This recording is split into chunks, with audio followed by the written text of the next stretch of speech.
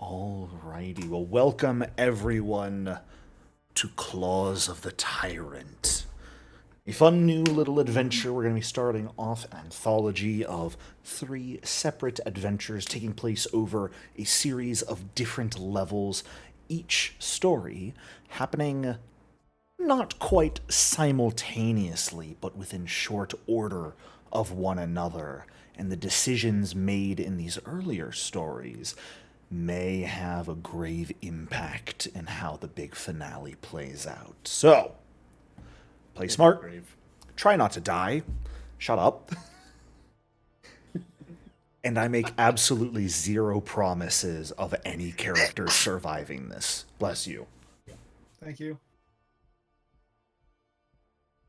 So, we are starting our game off with the first adventure, Gravelands Survivors. More survival horror oriented, as you all have few to none supplies and a rapidly changing situation that, well, hopefully you'll live to tell the tale. But let's hop right in. Yahoo! Once a quiet and prosperous trade town in eastern Lastwall, Yua's Hope, a town was built upon a ruin from the time of the Shining Crusade. It stood tall and proud for 3 years since its founding, until it all came crashing down. On one fateful night, a group of scouts, knights of Ozem as well as rangers of Lastwall's wilderness, caught wind that Undead had begun shambling onto the shore from across Lake Carthen. Not only had they arrived, but they were rapidly beginning to spread out over the land. As a group of Kitsune rangers brought this news to you all, panic set into Yua's Hope.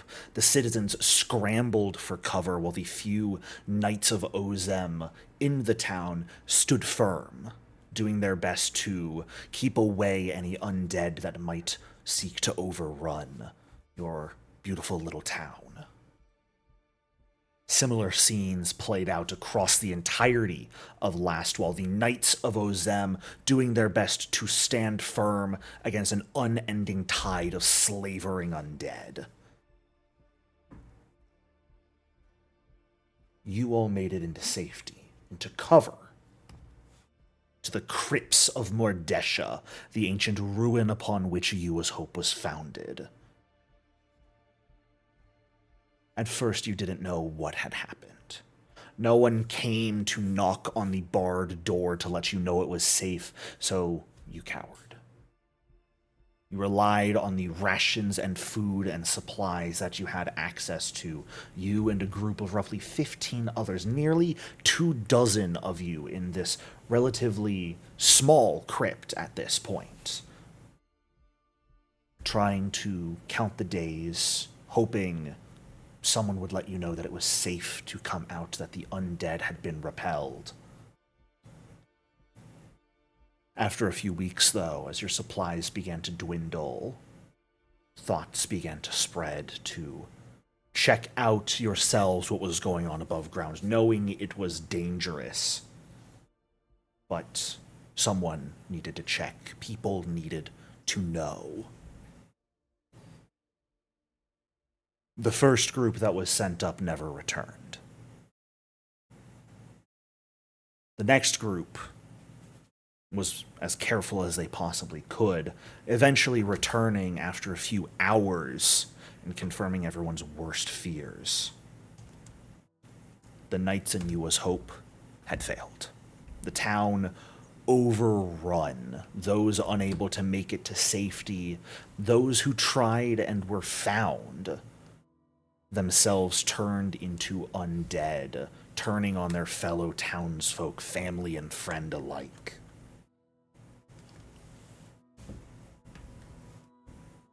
You all happen to be the lucky ones. These crypts you found yourself in are suffused with necrotic energies, having hosted a portal to the void for centuries. And it is this necrotic energy that has concealed your life force from the undead above, allowing you to eke out an existence of survival. Now, your food and supplies ran out rapidly, but thankfully you had a priest of Iomade, Constant Rusi, just powerful enough in the divine arts of magic that he can utilize what magical energy he has each day to provide food and water for you all to subsist on. It's barely enough.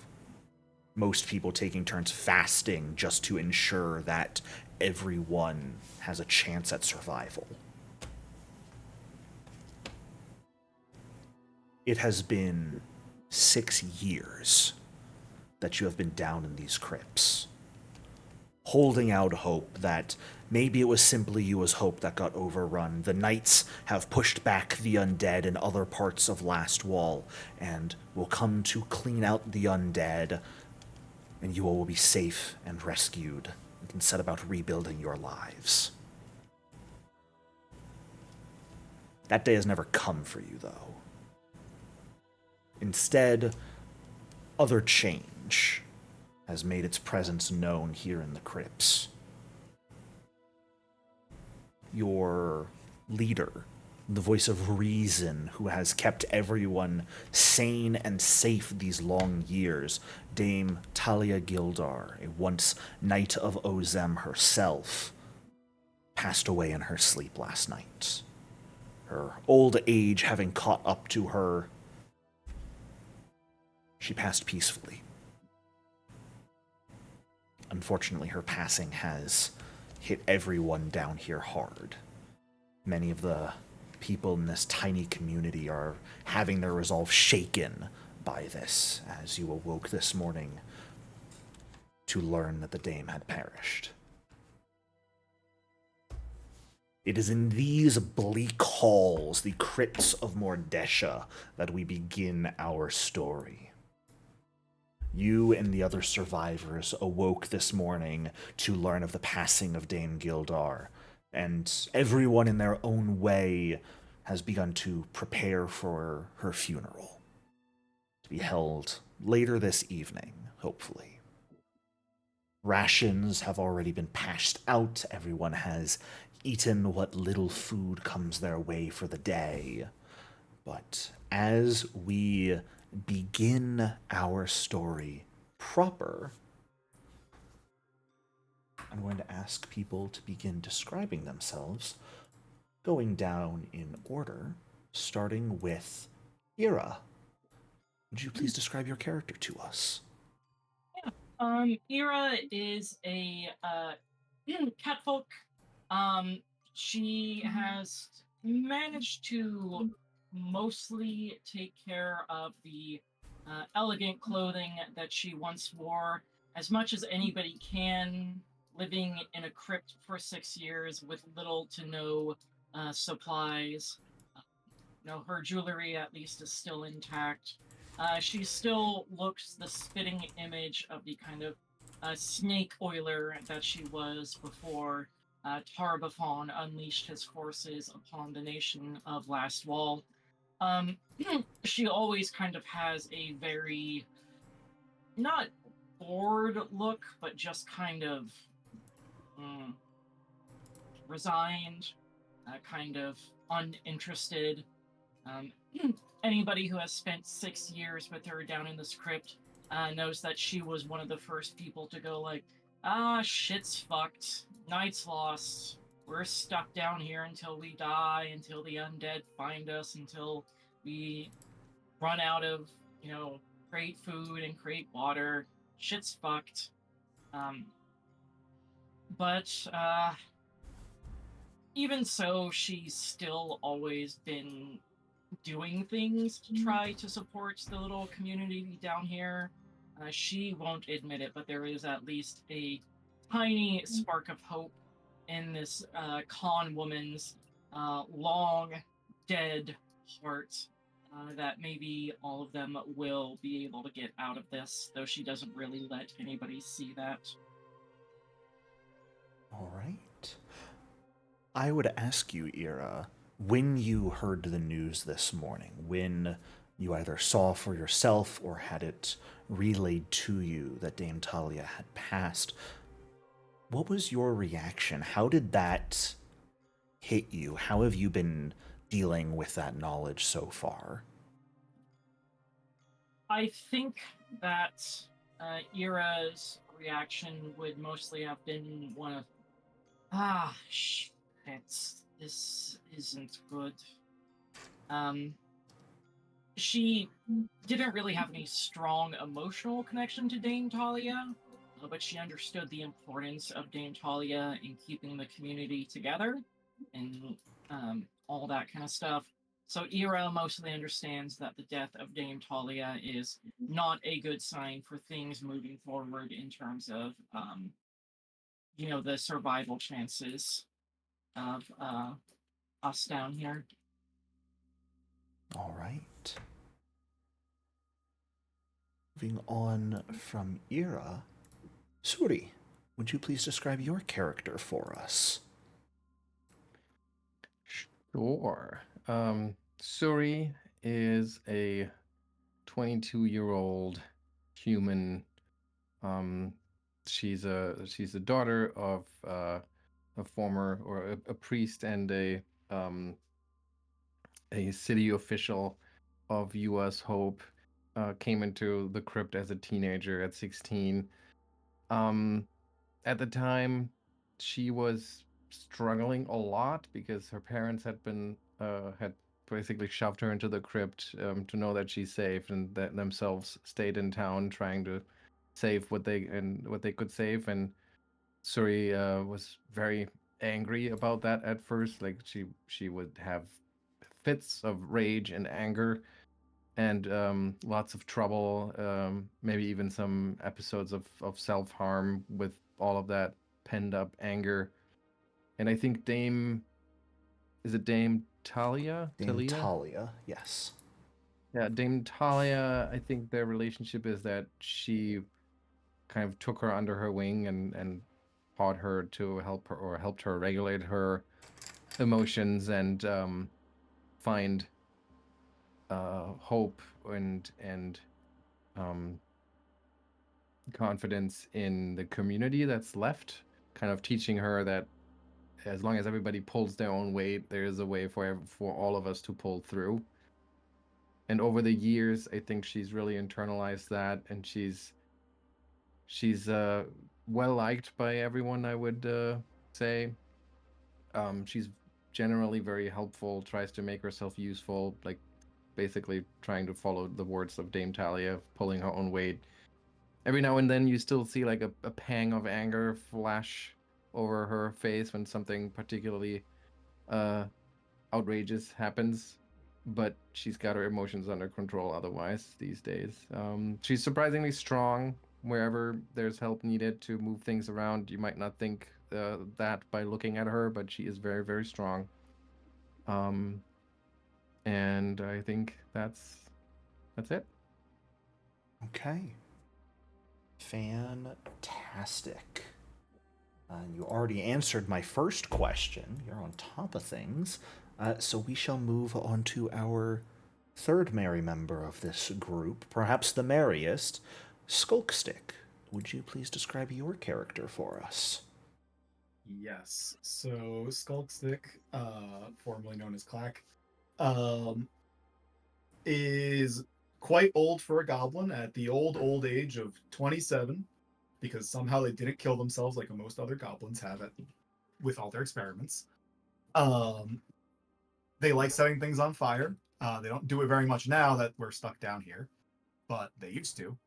Um, they are not from the area. They moved here. They moved to the town fairly recent, like at the time, fairly recently. Just kind of happened to be here and move at the wrong time. Uh, Came down into the crypt. Kind of tries to keep everyone going. Is kind of just a pain in people's necks sometimes, but they do provide alcohol. And at the same time, they are doing their best as they are trying to learn how to alchemically make foods and things like that in an effort to help with the sustenance problem. They still hold out hope that we're going to get out of here. Probably butted heads a lot with Talia in the sense of they were just kind of lazy and annoying, and making way too much noise compared to most other people, but not to the point that it would have really caused issues outside of just like giving people like a bit of a headache, and that's kind of who they are. All right. And having perhaps butted heads with Dame Talia multiple times these last few years, how has her passing Oh, had an they're still effect? pretty sad about it. While they butted heads, it was always in like Skulk has never seen it in a bad way. It was always like a they would laugh it off type of situation. Fantastic. If Talia saw it that way, who knows? But Skulk did. I think maybe Skulk doesn't know either way. The rest of you would probably have recognized that for Dame Talia. She recognized that sort of back and forth jibing as something Skulkstick needed to keep going, and so always participated with a smile on her face. And last but most certainly not least, Mattis, would you please describe your character for us? Yeah. So Mattis is a average height, brown-haired half elf. Fairly pale skin, don't being underground for 6 years. He was left with Constant Russi as his parents for part of the Ninth Vosum, and at this point he believes them to be dead. But since he spent so much time with Russi, he's come to see him as a sort of a father figure, and has helped him out so much that Russi considers him his second. And he's pretty unsure of himself, and tries to put on a strong face using his faith in Iomade. Fantastic. And I will, of course, ask of you the same question everyone else has been asked. How has the news of the passing of Dame Talia hit you today? You've only had maybe 2-3 hours to process that so far. How are you doing right now? I think he's probably more. It's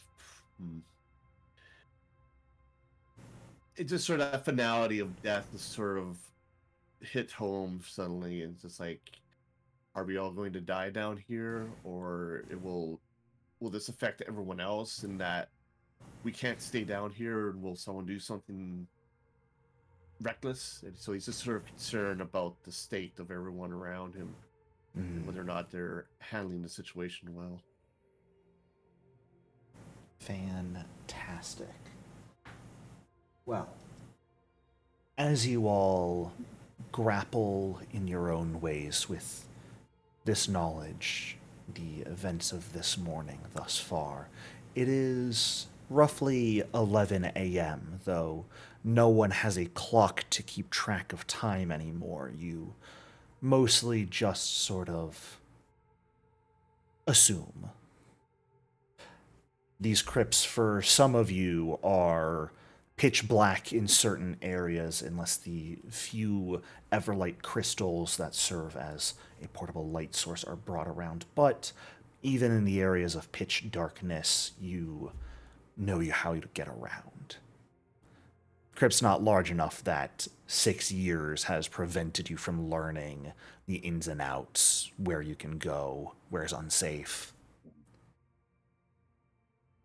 At this point in time, there is a somber atmosphere over the entirety of the crypts. People don't talk a lot in general, but this morning, people are even quieter than normal. Constant Russi is preparing the body of Dame Talia for the funeral tonight. Everyone else is grieving and preparing in their own ways.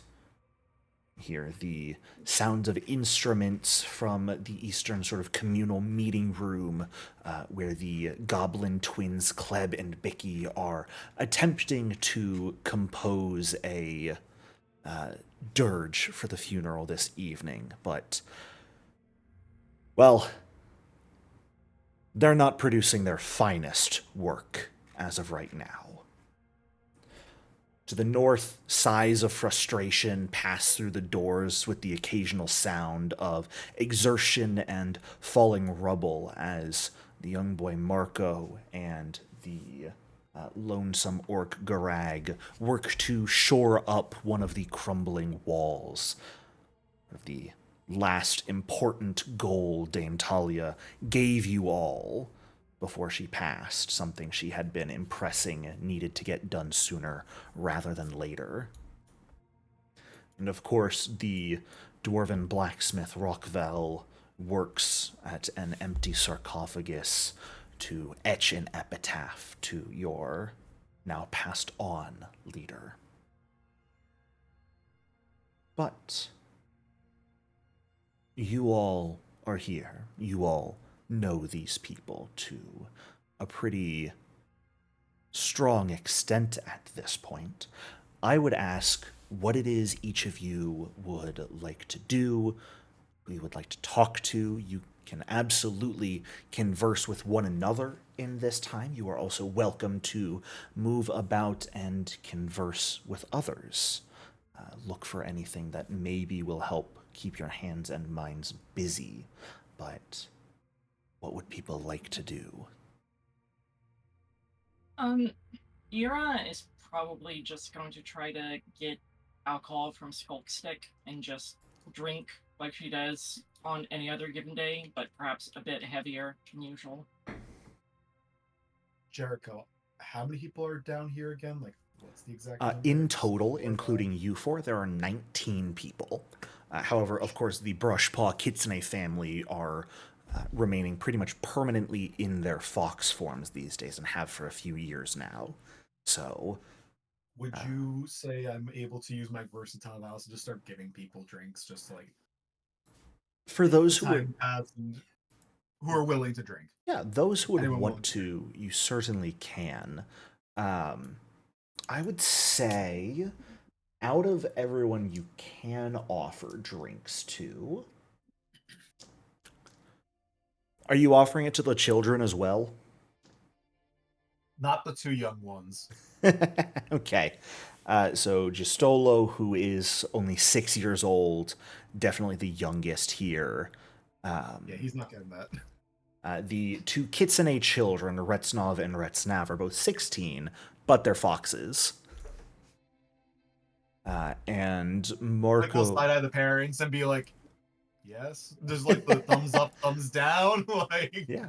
Yeluva and Retsnav are sort of over by Rockvel at the moment. Retsnav's being a bit rowdy, but I think Retsnav's more so chilling in what he has come to do in the last probably month and a half, which is spend a lot of his time sort of wistfully sitting by the front door and staring up at it.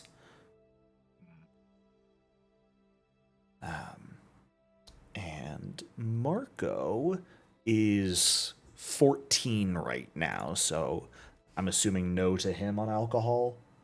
unfortunately, Click has already broken that rule with him. Fair enough. Or, Skulk has broken that rule with them. Fair boy. enough. So it would just be Yastolo and Just Yustolo for now, not being offered. Yeah, I guess. Any. Very few people are actually going to accept this morning. Ira accepts. Retsnov would accept a small cup if you sort of place one down next to him. Kleb, Bicky, and Elizo Shardhelm would all accept, but that's kind of it. And when Suri sees that, she like rolls her eyes, and maybe she even, steps up as Skulk starts trying to hand out drinks. And it's like, really? Is this really the best way how you can make yourself useful here? Come on, there's work to be done. And then she Like what? like just, I don't know, look around. And then she stomps off to look to make herself useful. Twang. It's got calories at least. It's something. I think Mattis would be with Rusi. Absolutely. Help him get ready. Yeah, Dame Talia's room is down to the southwest. As you sort of make your way in there, giving him some time to prepare the body on his own to start, have his sort of moment with Dame Talia. You see Herdal Polsoma, the chef who unfortunately hasn't had much to cook these long years, and her very young son, Gistolo, are also here in this room. Herdaw is sort of going through the limited personal supplies that Dame Talia had. A few changes of clothing, a knick-knack here or there that was personal to her, a holy symbol of Iomade crafted of very nice wood that has survived this time. Just seeing what might be useful, who might be able to use what, where Constant is using this sort of side table to prepare her body. Go ahead. I'm going to ask for the first roll of the campaign here, Mattis. Give me a perception check. Boy. Here we go. Fantastic start. As you sort of make your way in, and Hardal looks up and just barely gives you a nod. Constant is a bit focused on his work right now. Yastolo looks over at you. You can see in his eyes, he's a young kid. He's grown up in these crypts. He was born down here. Even so, he's so young. He is unfamiliar with the concept of death. You can recognize in his eyes that he doesn't recognize that Dame Talia is gone, and so has been sort of like inching closer as Constant works. But you're perhaps timely stepping into the room. He looks over. Oh, morning, Mattis. Morning. What brings you in here today? Everyone's sort of gathering. I don't know why. Miss Talia's just sleeping in late. So, are you gonna help try and wake her up also? No, I'm here to help Constant Rusi. Just aboard. Does he have like a title, like father or brother? No, he just goes by Constant to you all. Oh, okay. All right. Just thought I'd ask. No, I'm here to help Constant. Deal with what we're doing today. Herdal will look over at Yastolo. Yastolo, he is... Miss Gildar is not sleeping. She is... Well, I suppose she is sleeping, but she is not going to be waking up. And you can see that doesn't really register in his mind. He, gets a look of confusion, tilts his head, trying to wrap his mind around the concept, but eventually just sort of stops and just gets a smile on his face and shrugs, and goes back to sort of taking a look around the room that he doesn't often get a chance to explore. But as you head over to Constant, and he's currently performing a few rites just over Dame Talia's body, he raises a head and looks at you. You can see streaks on his face from where he's been crying all morning. Mattis, it is good to see you. Yes. How are you holding up this morning? Myself, I think I'm doing all right, but I'm just try to lower my voice a little bit to not let Herda or just solo here. But Yeah. I'm just he's just like with a death in our shelter here. I'm just concerned how this will affect people. Maybe people might start wondering why are we still staying down here if all that waits us is the end. You know as well as I do that it is not safe up there. We could always certainly try, but people are still holding on to hope that the nights will come, that we shall be safe, so long as we continue to hold out. And moving a group this large, Mattis, even if we could find enough supplies for everyone on a journey, a distance being crossed would require more than what I can produce every day for everyone to sustain themselves, but that many people, it will be nigh impossible to avoid any undead.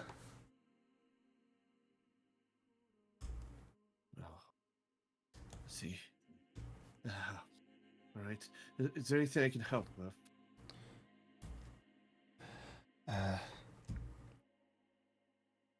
Sort of takes a moment, wipes at like the base of his nose, and then like rubs it off on the side of his pants. You guys are down here for so long, you're all just dirty and disgusting. There's no tissues or anything to wipe snot away, so you just make do with what you have, but he will just sort of think for a moment, and I have most of the preparations are underway at this point, but if you have a prayer yourself you would like to offer, then by all means, I'm sure she would be happy for it. Okay. I'll try to think of something. Sure. I will also say the one other thing you've noticed that Herdaw has pulled out and set aside is Dame Talia's breastplate and her sword that she has carried since she was a Knight of Ozem, even though she has not had need or chance to use it these many years. They are kept nearly pristine. You haven't really had oil or anything to do so, but that was always how Dame Talia kept herself calm, was doing her best to polish what she could of it.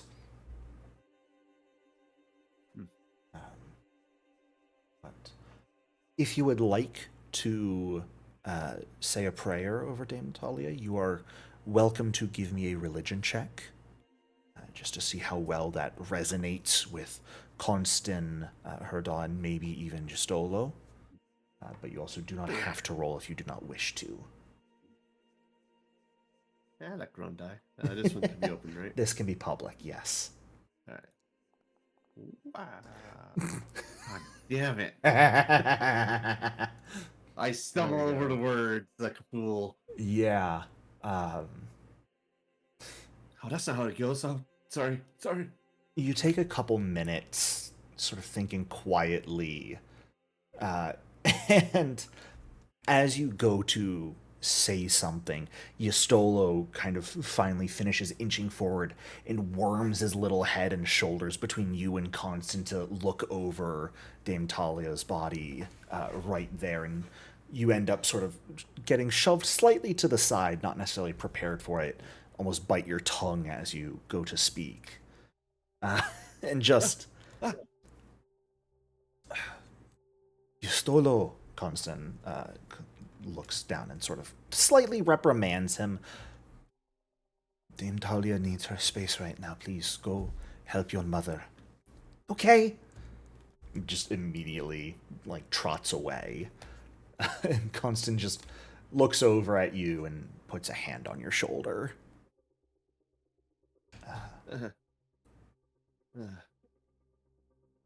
We are going to move from you for a minute.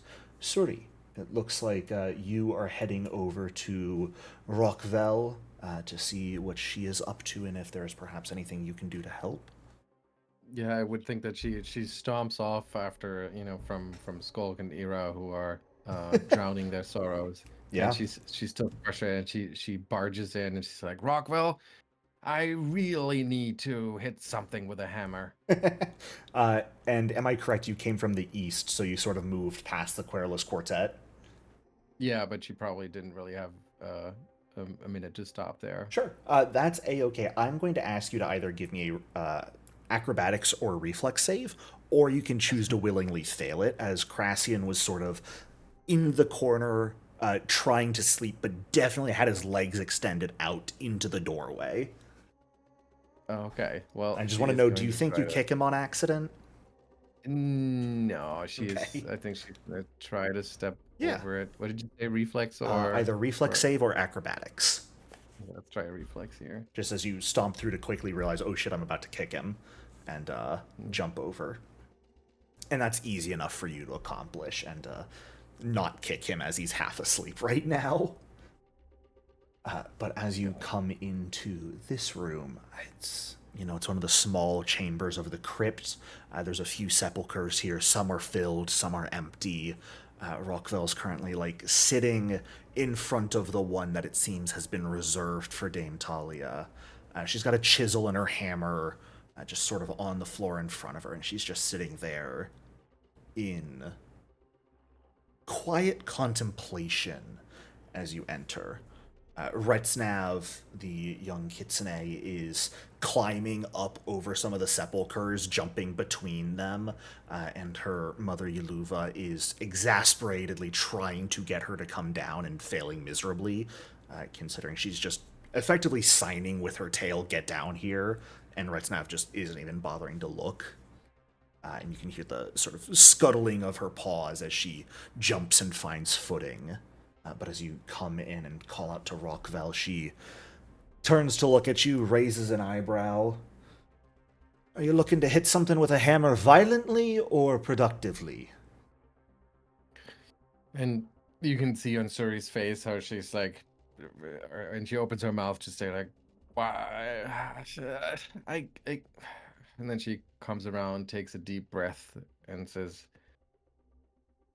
whale breaths. Whale breaths.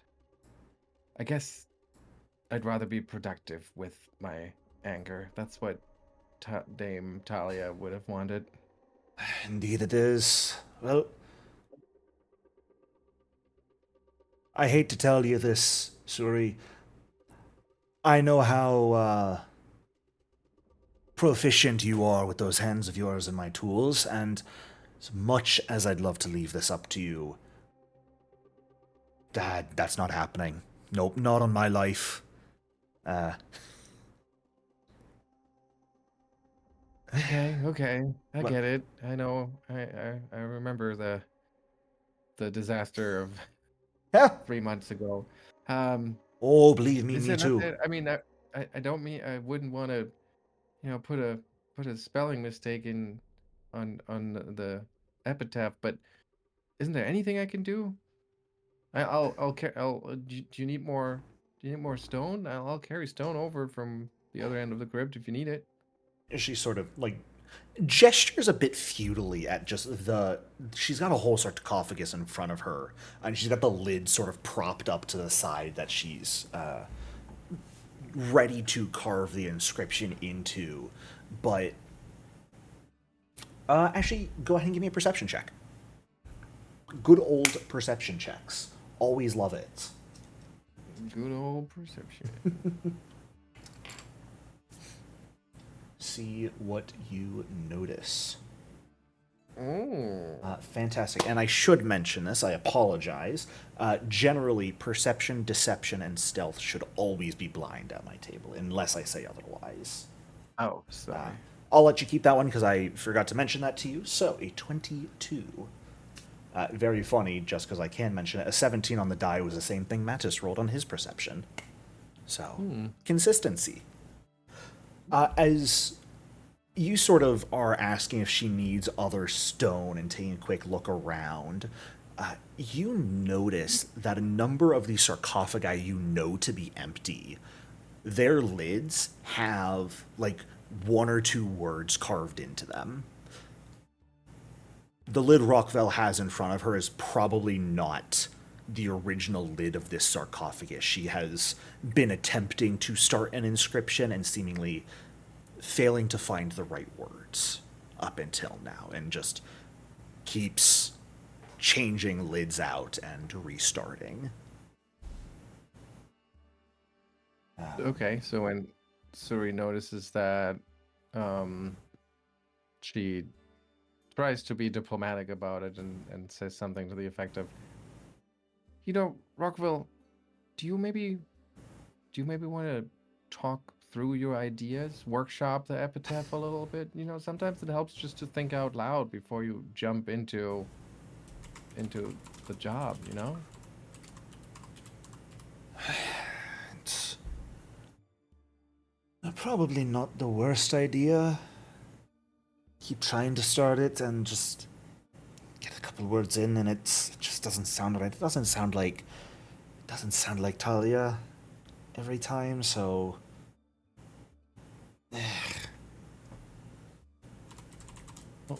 Well, what have you got so far?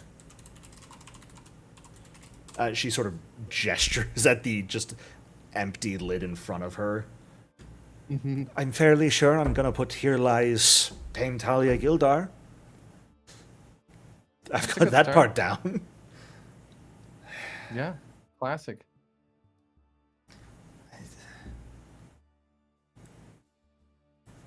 I mean, she, picks up her chisel at this point, and as she converses with you, begins at least chiseling in that first part. Here lies Dame Talia Gildar. Go ahead. I will leave it up to you what sort of check you would like to make here to help Rockville workshop a epitaph. You could do religion, lore, if you're workshopping with her like this, diplomacy, anything else you think might be viable, feel free to do so. I think maybe Suri would bring up the importance that the Dame had for this little community here. So maybe a society role would be okay. Sure. Love it. All right. That's right. Oh, Shit. And beating out Mattis's natural 1 with a natural 20 of your own. Fantastic. Don't rub it in. Oh, I'm going to. yeah. So I think then Suri is probably gonna share a little bit of her own vulnerability here, and she's gonna talk about, you know, the early days of when they got locked, when they locked themselves into the crypt, and how angry she was, and how important it was to have Dame around as a, you know, a replacement parent and a therapist and a coach, and all of those qualities that were important to her, and how it saved her life just as much as the crypt did.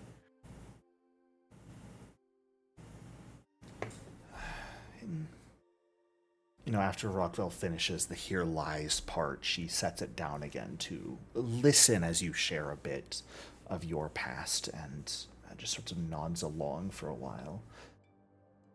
Hey, she was always there to listen, wasn't she? Yeah. You had a good role model, didn't you? Yeah. Very good roll. Natural 20. Ba-dum-ts. No, she was.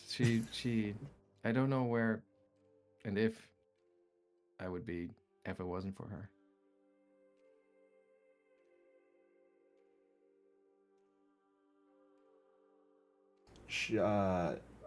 Rockwell thinks for another moment, just sort of sinking into quiet contemplation. You can see, though, her shoulders have loosened a bit. The tension as she was struggling to figure out what to chisel has definitely left her a bit. And after another couple minutes, she ends up picking up the chisel once more. You know, I said it in my own personal biases that unfortunately, you're not quite good with these tools, but I don't think Dame Talia would have cared about how good we are with the tools, as long as we are interested in trying. So, would you like to assist me on this? And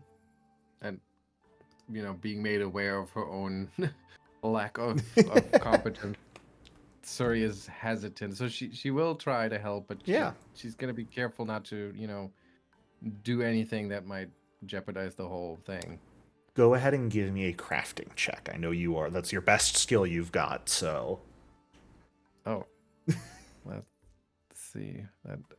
Yeah, that's great. Here goes nothing. And that's what we have hero points for. Okay. And that's marginally better. Fantastic. That's why we like Keeley's, though, for the plus 10 on top of that. Mm-hmm. So, the good news is that the base DC for aid is 15. So that is a success for you. As you take the hammer and prepare, as Rockville sets the chisel, prepares to receive your assistance, Retznav sort of jumps down on the floor right in between you guys, similar to how Yustolo pushed between Constant and Mattis in just the other room, and almost causes you to fumble and drop the hammer, but you manage to catch yourself and hold on to it. And Yuluva sort of rushes forward and starts herding Retznav away, doing her little faux signing with her tail and just saying sorry. But you spend the next few minutes with Rockville chiseling under her instruction guidance to eventually finish the epitaph. Here lies Dame Talia Gildar. She gave hope to the hopeless in their darkest hour. May her light guide us still, though the world has grown dim.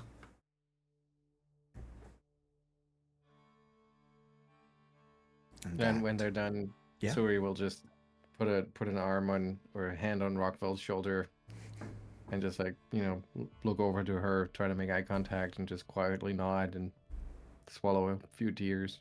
Yeah. Surprisingly for how gruff she can be, Rockville ends up being quite open with her emotions, and as she finishes this, feels your hand on your shoulder, and sees you trying to hold back those tears, she allows one or two just to freely fall down her face.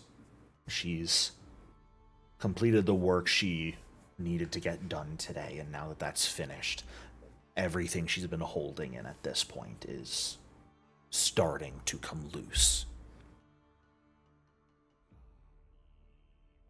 But that does take a little while for you guys to do that between your conversing and your actual chiseling. So we are going to move back up to Ira and Skulkstick. Are the two of you still just drinking away the morning and early afternoon, or do you pick yourselves up at all and do something else? Nope. Ira is nursing a glass of alcohol and not. Not a care in the world. Oh, lots of cares, but just none that she really wants to deal with right now. Fair enough. Skulk's probably going to come over towards this area. Yeah. Towards Kleb and Bicky, who you said were trying to make a dirge, right? Yeah. All four people here. Elizo, Kleb, Bicky, Crassian. The four of them make up the Querulous Quartet, a group of traveling performers who were in Yua's Hope when everything happened and ended up making their way down here. They are all musicians, and though you tend to be relatively quiet to avoid potentially alerting any undead above ground, occasionally song is called for, and in the case of today, none of them would feel right about not composing something new to honor Dame Talia. As you step into this room, offering drinks early on, you see Crassian against the southern wall, arms folded up, laying feet out in the way of the door as he is trying to...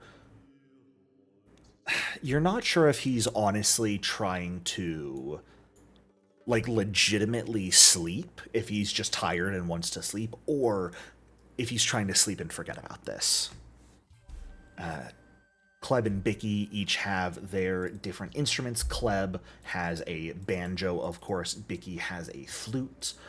And Elizo is sort of sitting over here, his feet in the now empty pool that once held your guys' general supply of water down here, with a small notebook that only has a few empty pages left, what little bit of charcoal he has left trying to compose some lyrics, it seems. Fair.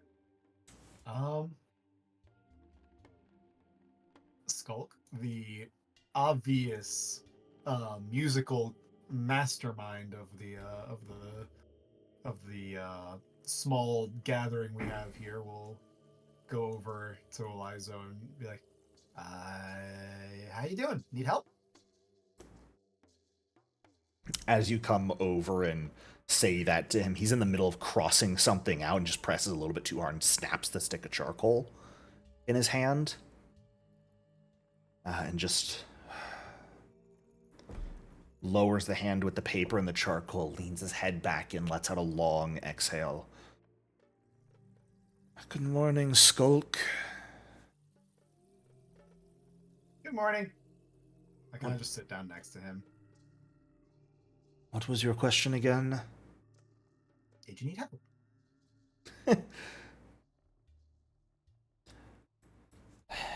I am...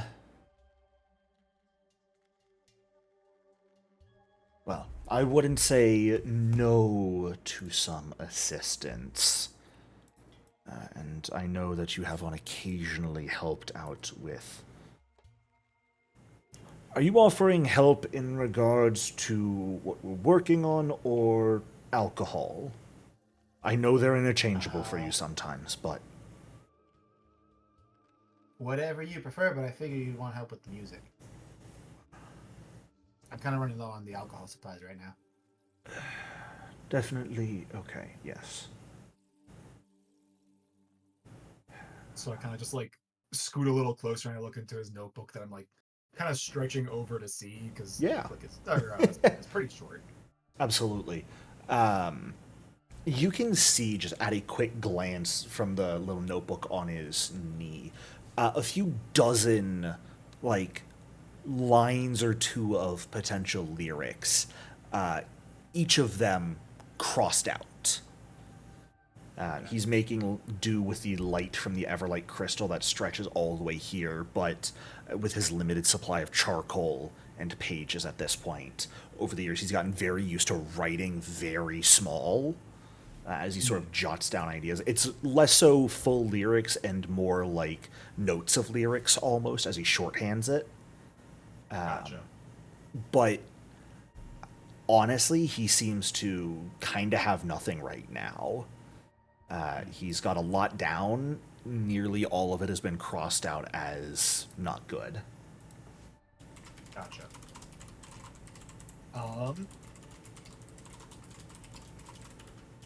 Mostly because I have no idea for as a player. What about this? And I kind of just start going into like more so talking about them as like kind of giving them the idea of like to make a song about them specifically, and less of like and like talking about like their goods and and like honoring them, like much more of like an upbeat type of thing. Because like everyone's pretty sad, so I figured something happier would be a good idea. Um, I'm gonna. Would you allow me to roll performance to? I think I Kinda like- absolutely would. Hell yeah! Yeah. Quick Skulk will absolutely start just sort of singing it, like just as like the ideas kind of come to their head. Absolutely. A 16? I'll call that a success, I think. Hell yeah! As you spend a bit of time here with Elizo, you get him to slow down a bit.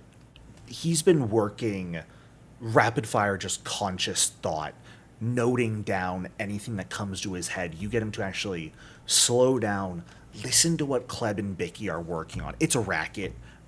It's taken a while to get anything good, but like snippets of a beat here and there. One single set that just sort of resonates a bit that you spit out a lyric to that you can see his eyes gradually grow a bit more focused as the morning wears on. He listens and begins to write a bit more. And before you know it, he's no longer writing in shorthand. He's not crossing things out anymore. He is composing full lines of lyrics, listening to the music, listening to your ideas as you spit them out.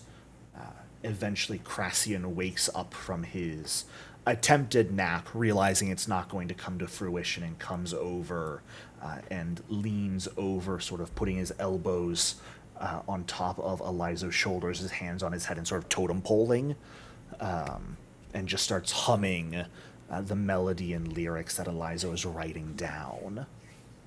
And eventually, you...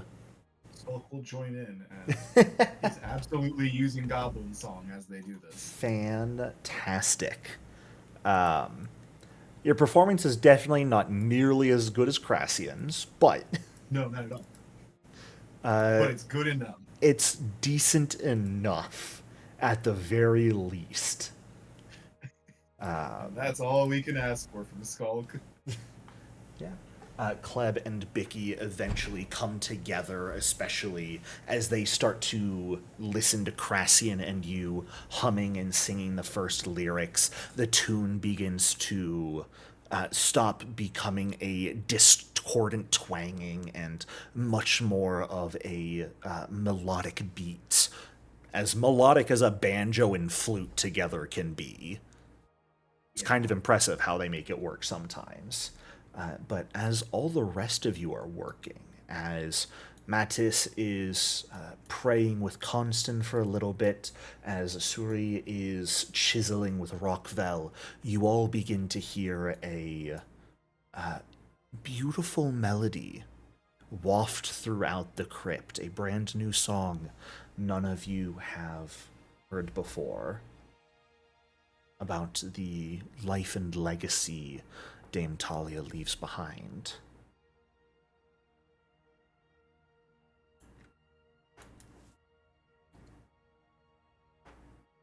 Fantastic. Absolutely wonderful. You know what, Skulk? I'll ask for one more performance check as effectively an aid roll for Crassian, just to see how well this performance goes. Whew. Fantastic. And I will go ahead and roll Crassian's roll here.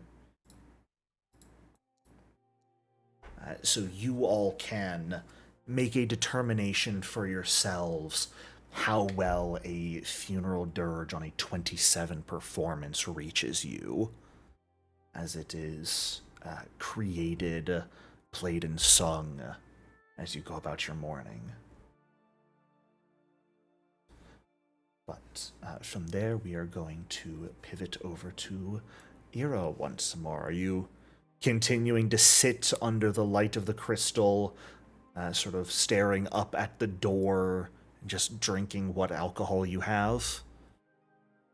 I think at some point Ira will actually go to the funeral.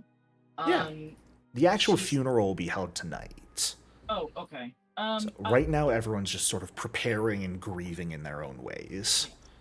I mean, I guess she'll end up hearing the music, even if she doesn't really want to, just because, you know, the crypt's so small, there's no way that she can't really hear it. Yep. And I think at some point, what Ira is gonna do is, you know, listening to this music, she's kind of getting more and more upset. Generically so, not angry, not sad or anything, but just upset. And she's going to, like, finish off whatever alcohol Skulkstick gave her, and just kind of slam the mug on the ground and grumble to herself as she kind of stumbles off to somewhere else. Sure. Somewhere where the music isn't as loud. It's funny you make your way up there because the music may not be as loud, but a bit of arguing definitely is. As you end up slamming your mug and standing, Retznov, who had perhaps been laying either in your lap or right next to you, sort of jumps up and out of the way as you stand up and begin storming off. As you make your way towards the northern end of the crypt, you know this door to the west leads to Constance's room. But this area, an area where the wall is definitely crumbling and has been in dire need of a bit of shoring up recently, but was put off for a while, even though Dame Talia kept saying, hey, top priority order, rears in gears, let's get this fixed. We don't want the whole place collapsing on us. And it seems, of all things, it is her passing that has finally convinced some people to get up and begin working on this. You see Gurag Sunbrand, the orc of the Death's Head Hold, who is currently working to clean up some of the rubble and see about what damage might there be and how it could be shored up with your limited supplies. And young teenage Marco, at ostensibly the same age a few other people, he's at the age now that others were when they first entered here, is just sort of sitting on a pile of rubble, picking up small rocks and throwing them against the far wall every now and then. And as you make your way up through this door, and the music fades a little bit, you are instead treated to Gurag. Come on, Blightender! You said you were gonna help. Fucking do it! I did help for a little while. What do you want from me? I'm taking a break. You should too. I'll break when it's done. I've braked for fucking days up until now, so get up and do it. No. What are you gonna do about it, and they're just back and forth at one another. Gurag, go ahead. Ira is just gonna hold her head as she goes somewhere else, muttering to herself, I have to get out of here. I'm going to go insane. I'm going to ask you, as you walk up there, hear that, and walk away, to give me a stealth check. Okay. To perhaps not get noticed by Gurag, who's on a kick of trying to make people work with him. Blind? Or... Yes, please. Okay, cool. Oh no, it's none of the creepy work. Oh, a roll that could not have been more fitting, Ira. Oh boy. Oh boy. Some kind of nat one. A nat one. Excellent. As you like stumble in, put a hand on Rusi's door, even though it's his room, you know it's probably the quietest place right now. Hear them arguing and go, nope, I don't want to be up here. Garag clocks you immediately. Ira! You're not doing anything else right now, are you? I was going back to help Stick with some. She's trying to. They're trying to figure out how to make food with alchemy, and I was going to help them try and figures that out. I can hear Skulkstick singing from here. You suck at lying and you know that. I've always considered myself a pretty good liar. I kind of made a career out of it before this happened, but. Well, great. You can make a career out of manual labor now. Get over here and help. Ira's just gonna like collapse her shoulders and just kind of. She doesn't really feel like arguing about this. But she is gonna look at Marco and go, "Hey, Marco, if I'm doing this, then you need to do this too. I'm not doing this by myself." I did it already. I was doing it before you got here. You're now taking my place. We'll take shifts. It's okay. Ira gives Marco a long, suffering look, but she's not in the mood for this right now. You can give me a check if you would like. If you want to give something like diplomacy or intimidation, you certainly could. But if you just want to give him a look and get to work helping Garag, you're welcome to do that as well. No, she doesn't want to bother with diplomacy or intimidation. She's too fucking tired right now. Fair enough. How drunk would you say Ira is right now, by the way? On a scale of 1 to 10, maybe about a 4? I was more thinking a scale of 1 to 7. Oh, like, if I was like, to what designate stage a of alcohol stage- would you be at right now? what- Yeah. what stage? Yeah. Probably like a 3. Okay, so clumsy, mind a bit addled, definitely stumbling a little bit. Thankfully, none of those particularly apply right now, depending on what you choose to roll. I am going to give you the option of athletics or crafting to work here. Now, your crafting is going to be penalized because you are stupefied. Yes, but my athletics is even worse. Fair enough. Stupefied. So, crafting check. All stupefied. Excellent. That's a pretty good roll. Good. Yeah. Even with the alcohol in your system, as you are effectively forced to sober up by being kept away from Skulk, who might be able to give you more by Garag keeping you here to work. I would say after maybe about the first 15, 20 minutes, Marco does actually get up and join in helping you guys, as he gets a bit uncomfortable seeing the two of you working decently hard. I don't know I can say how hard Ira is working, but at the very least she's productive. Yeah.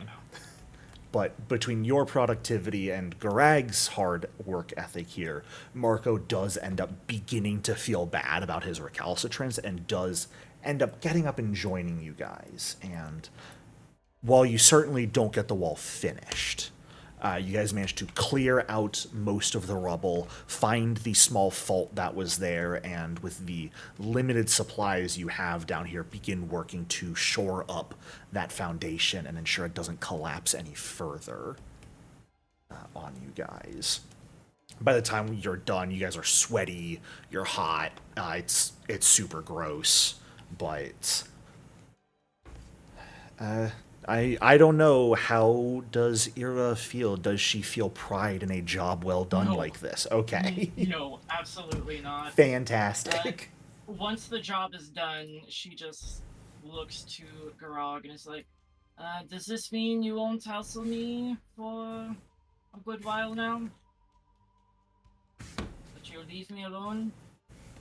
It depends what else needs to depends what else needs to get done. Okay. I won't hassle you anymore about this. How's that sound? I suppose. I suppose. Come on, Ira. You know as well as I do that work needs to get done, and we all have to put our best foot forward.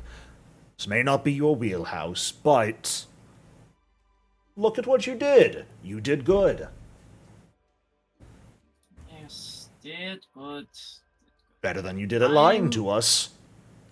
I'm going to go back to sitting in front of the statue and moping now, if you don't mind. Well, if you want to waste your life away like that, who am I to judge? We're all wasting our lives away down here. You know that as well as... Marco will pipe in.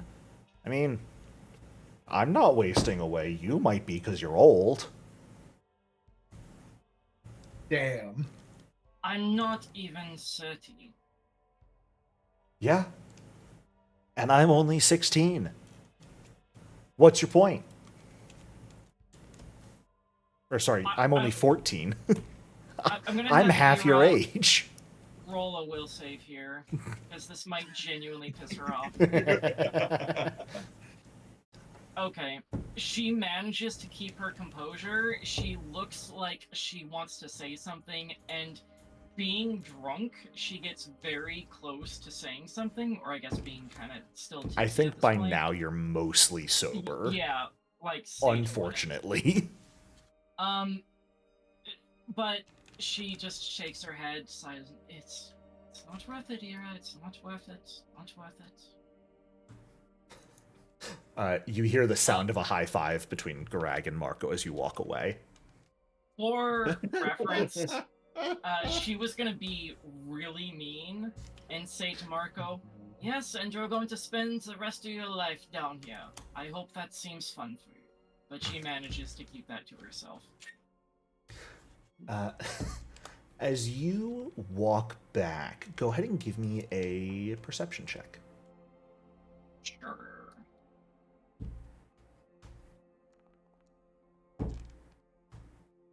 Oh. How interesting. Interesting. Oh no.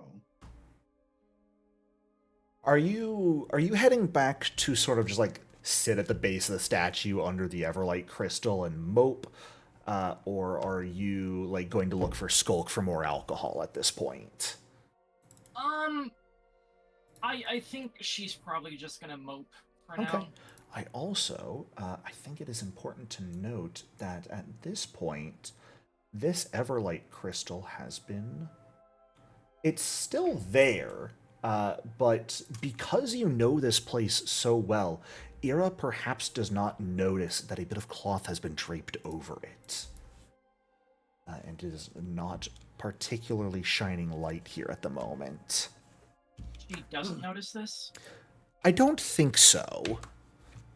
Like, you might register that, maybe the light's been moved. Someone picked it up and took it elsewhere because they needed it. You don't necessarily clock that someone has placed a cloth over it to hide the light. Okay. And since you only have low light vision, I'm actually, I'm going to keep your perception check. I'm going to ask everyone else to give me a perception check at this point, as you all are sort of finishing up in your respective areas around this time. Oh no. Boy, my incredible perception that Yup. I have. Let's see it. Fantastic. Because Okay. you know Keep the The rest alcohol all ran away. Yeah. well known for being wise and perceptive. So you know how I said you guys are all finishing up your own sort of thing? I lied, because Skullstick and the Querulous Quartet are absolutely still making music at this point. And being just loud enough that the rest of you don't notice, aside from Suri. Oh. Suri, as you are sort of standing there with Rockvel looking over the epitaph you have etched for a moment. Yuluva and Retsnav have sort of run over to Yono and are all sort of resting off in the corner of one of the crypts. You hear the sound, mostly overshadowed by the music, of a loud banging sound of something falling, something heavy hitting the ground. Ira, you also hear that simply because you are the closest to the source of the noise. You hear the sound up at the top of the steps of something heavy hitting the ground.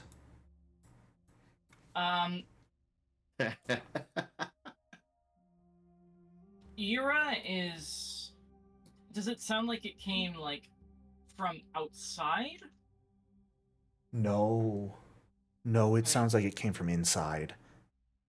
Okay. Ira is going to very quietly and very carefully try and inch forward and see what the noise was. Sure.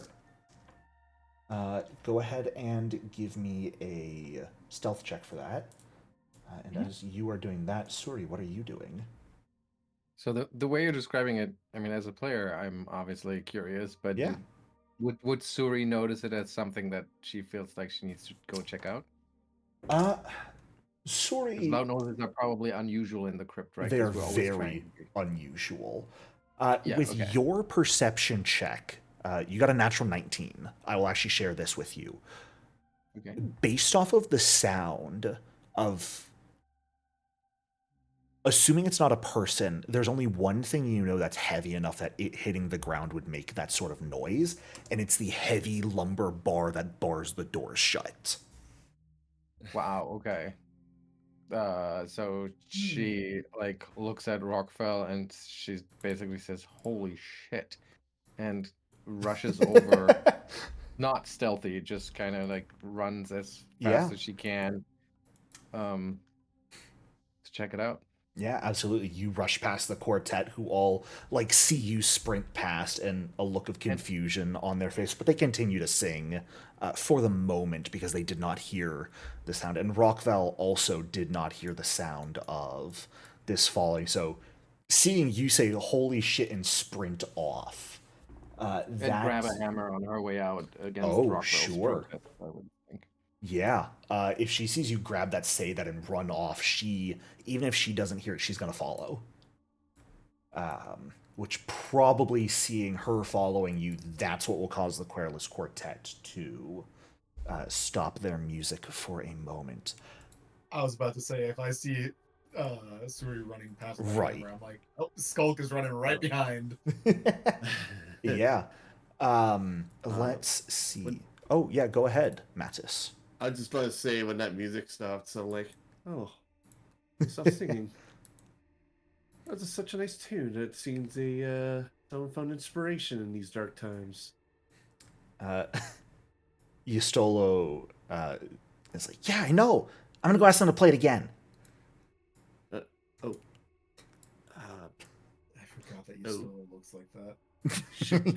What do you mean? That is a young child right there. That is a 6-year-old, yeah. This is a absolutely. 6-year-old boy, and none of you can convince me otherwise. Oh, Again, okay. you should have used this network child.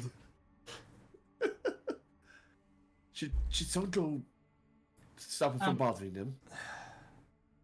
I say to Herda. Yeah, Herda will sort of rub the side of her face.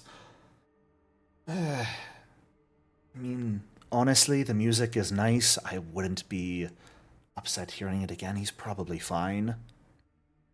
Oh. All right, then. Ira, what were you about to say? Oh, if Ira hears people running up behind her, Yeah. she is going to, turn around where she is. Don't really know if they can see her, but she is going to, like, very obviously, like, bring a finger up to her lips. It's you idiots! As you turn and do so, your shoulder smacks into the wall of the stairwell, quite painfully. Oh. And just loud enough that it is anyone attentive enough would hear it. But as the rest of you rush in and Ira, you attempt to make your way up the stairs. Are you reaching out for anything up the stairs, Ira, before you turn to everyone, or are you just like trying to approach carefully? Yeah, she's just trying to get to the point where she can see what's going on. Sure. Well, you begin to see all right, but not because of any other light source coming in, or not because of any light source down here, but actually, oh, that's very funny.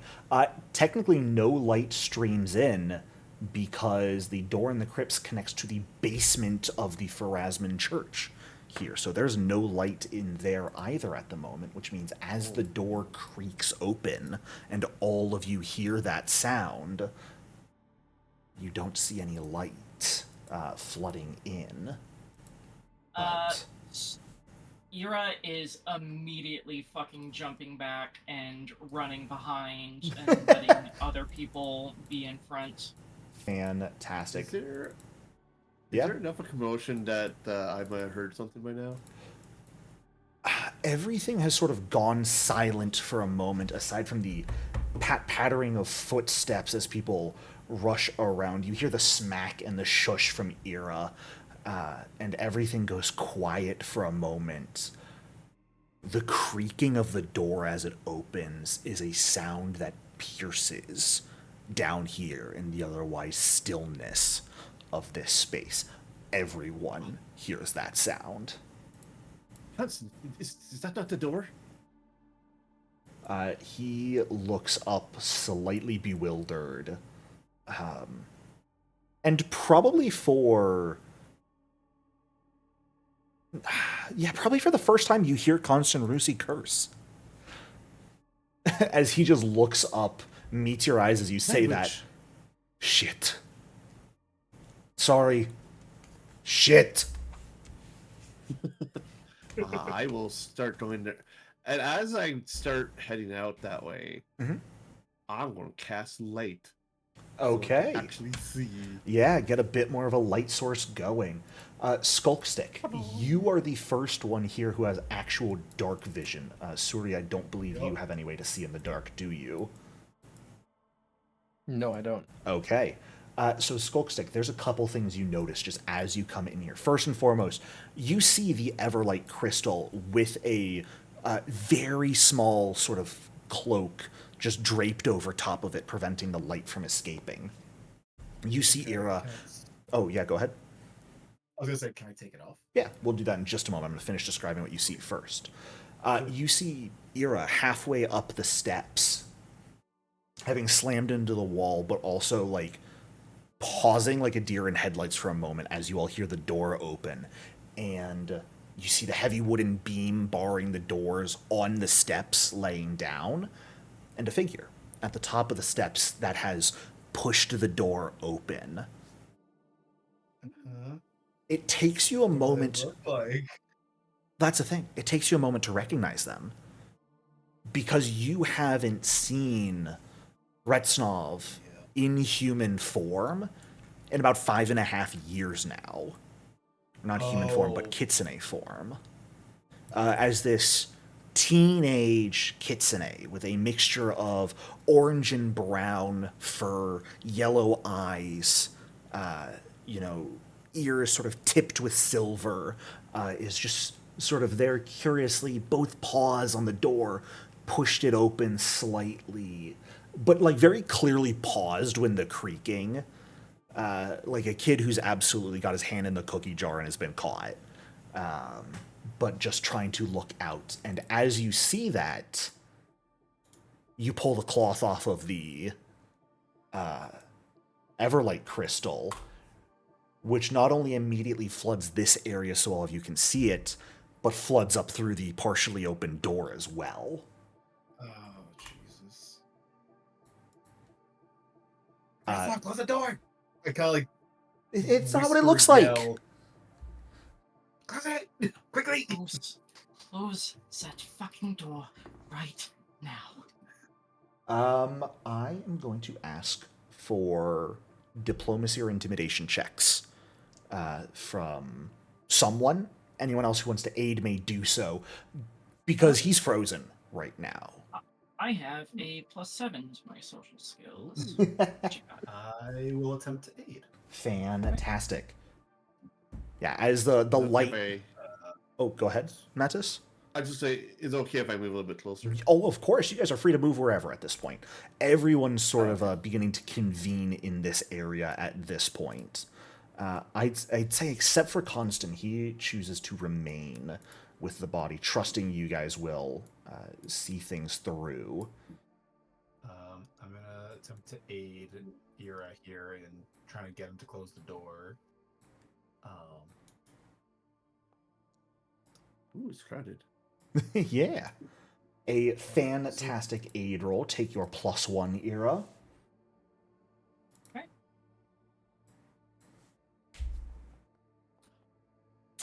Well, that's getting terrible. That is a failure. Much better. Okay. Yeah, as you and Skulk both immediately basically yell at him, but like a whisper yell, because even now, you know, being quiet is safest, to close the door. He freezes for a moment before... He may be only a teenager right now. He's not dumb, though. He definitely recognizes, oh shit, I fucked up right now. And he very quickly grabs the handle of the door on this side and yanks it closed. Unfortunately, he doesn't control his strength as he does so. He does not pull it gently closed. He slams it shut. Slams it. Jesus. Which creates a loud banging sound. Yeah. As this happens and he closes the door, realizes he just made a sound that isn't good, and sort of turns and looks at everyone at the top of the stairs like this. Everyone is crowding into this room and staring up at him with you all there. Sorry. Put the bar back on. You know Retznov isn't strong enough to lift that bar. It's a reason he dropped it instead of pulling it out and leaning it up against the wall. But he leans down, tries to lift it. Stop. Get out of the way. Sorry, Magus. One of you get up there, put that fucking bar back on the door. So you can see Suri, like she has her eyes closed and she's taking like deep breaths, and you can see the hand with the hammer like shake a little bit, and she's like, and then she grumbles and steps forward and doesn't even glance at Retznov because she's so mad. Yeah, no. And then helps get the bar back in place. Absolutely. No athletics check required for you and Mattis working together to lift the bar, place it back in place. Everyone has like accusing stares in their eyes as they look at Retznov, who's just sort of like moved out of the way, is cowering in the corner a bit. You're breaking up. Oh no. No, Discord. Fuck. Sorry. Oh no. Discord voice is shitting the bed again.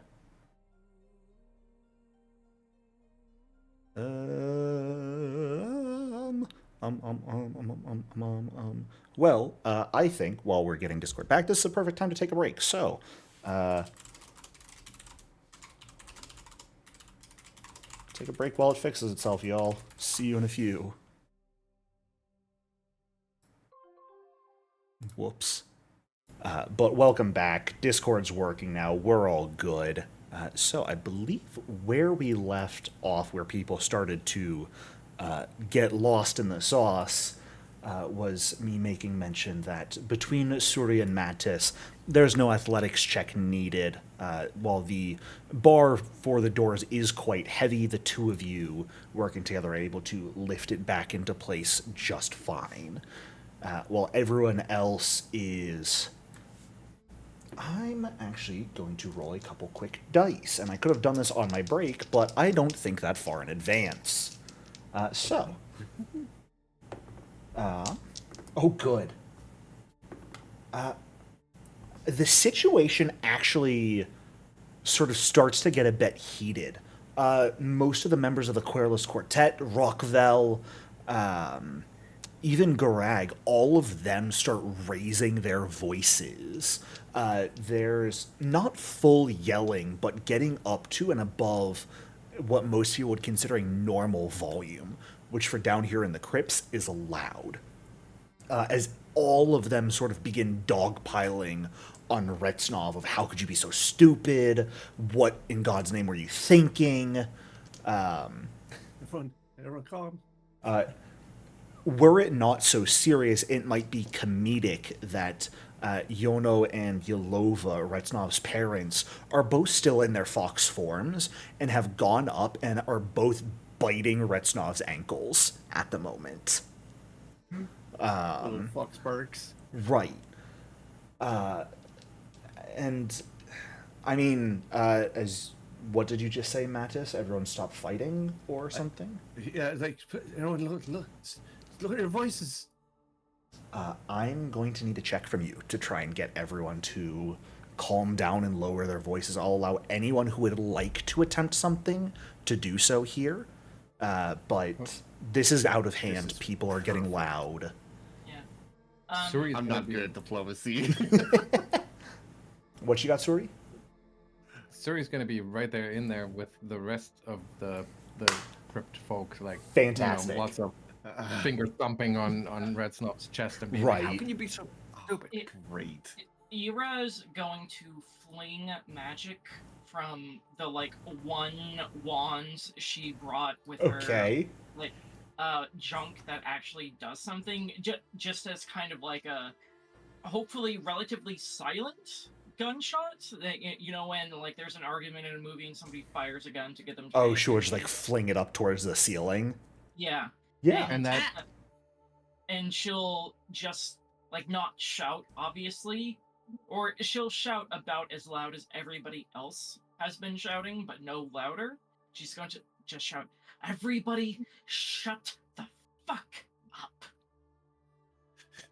And that totally works and triggers Suri. Like, as soon as that magic manifests, she winces and ducks and almost dives for cover behind Redsnoff and looks up fearful and then realizes what's going on and straightens herself out and her eyes darting around trying to get her composure back, but she's rattled by the magic.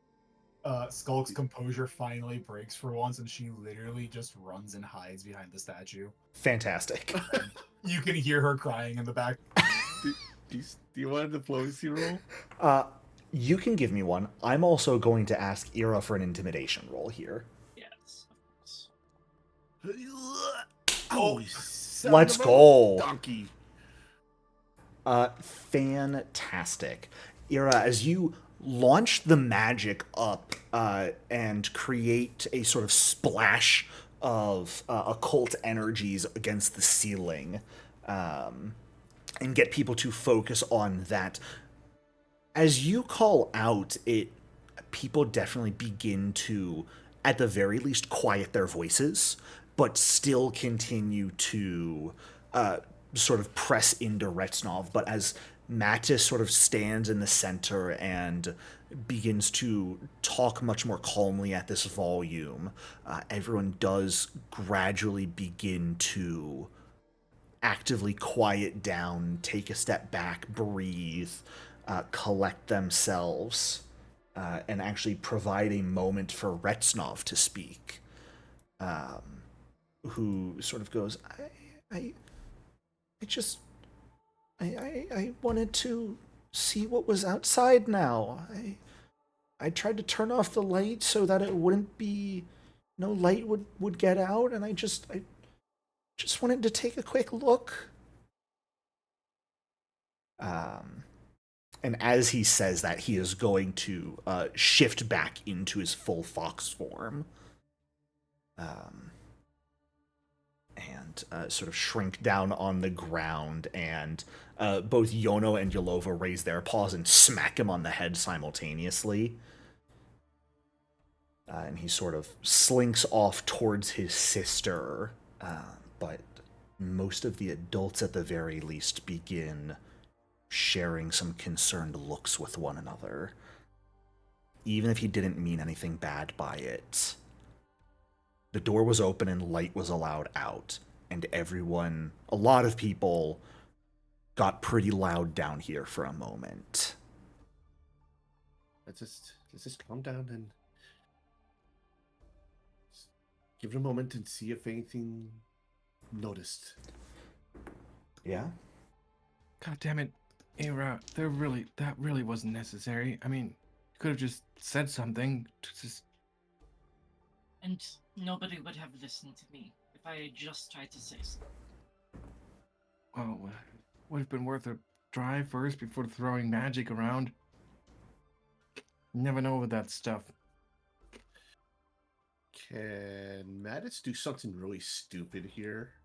Always, of course. Need you even ask? All right. Let's see here. He's gonna go into his pouch and pull out the brass ear and listen Ooh. at the door. Give me a perception check. Oh, You've boy. got a brass ear. I bought a brass ear. Oh, how interesting. I don't like Oh, when you I say that. don't like those.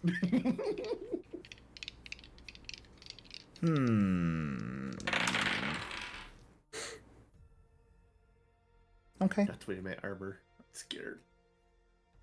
Mattis, as everyone is calming down, Suri and Ira are sort of standing off with each other for a moment. Everyone can sort of hear the quiet sobs of Skulkstick trying to hide behind the statue. Retsnav is using her tail to make fun of Retsnav being a dumbass. And Yastolo sort of starts to ask a question aloud that his mother shushes him for. Everyone else sort of pauses to look at you as you take a moment, put this small metal, almost hourglass shape up to the door and listen through it. Everyone sort of quiets down for this. How long are you listening at the door? I want to say maybe like a couple minutes. Okay. I'm going to ask for an exact number of minutes here. Oh, okay. Let's say 5 minutes. 5 minutes, okay. First minute passes, silence. Second minute passes in silence. By the third minute, some of the people are beginning to get antsy. Others are beginning to visually relax as everything seems safe. Fourth minute passes. Fifth minute passes. You hear no sound through the door. I'll stow the brass ear and just slump against the door. I think we're okay for now. The voice shaking a little bit. Suri finally relaxes and she starts ushering people away and be like, all right, folks, that's all here. Come on, let's make ourselves useful. There's still plenty of things to do.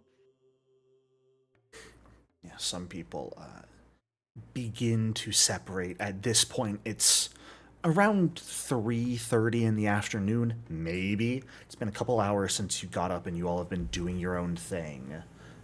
But probably only a few more hours until when the funeral is likely to be held. But people are certainly much more on edge now. The Brushpaw family all sort of actually heads up towards where Garag, Marco, and Ira fixed the wall a bit. And there's definitely going to be some chastising going on up there towards young Retsnov. Not that it'll be audible at all. think Herdaw makes her way over to the crypt where Rockvel finished the inscription, just takes some time reading it and standing and looking solemnly down at the sarcophagus. Most of the Querulous Quartet go back to the room with Gistolo following them and asking for some small lessons on learning music. Marco, I think, actually, still being quite young, actually goes and sort of posts himself up against the wall over here, just near the door, and just sort of like stands against the wall, arms folded over his chest, and stares up towards it for a little while. Garag goes to pay his respects to Talia. Notably, even during all of that, Constan did not leave Dame Talia's side. He was the only one to not come up towards the entrance and participate in that little freak out. And I'd say Rockvel also goes to pay her respects. I think after maybe half an hour, Mattis will feel somewhat confident that nothing noticed. He would probably return back to Constance to... half an hour know hasn't what passed happened. yet. Oh, okay. Never mind. Get back up against the door. Okay. I probably will come down. Oh, sure. Sure. Yeah, in the next few minutes after everyone begins to disperse, what do each of you do? The next, 5 minutes or so. Skulk is no longer crying, but she's still hiding. Yeah, Suri is still gonna be a little shaken, both from being so mad at Resnov and being so, just jump scared by the magic all of a sudden erupting. She did not expect that. So she'll probably still be a little shell-shocked and just kind of hang out while Mattis makes sure that everything's okay. Sure. Actually, I think what Mattis will do, because I think it sort of looks like a training area over here, sort of thing. I think he might have had.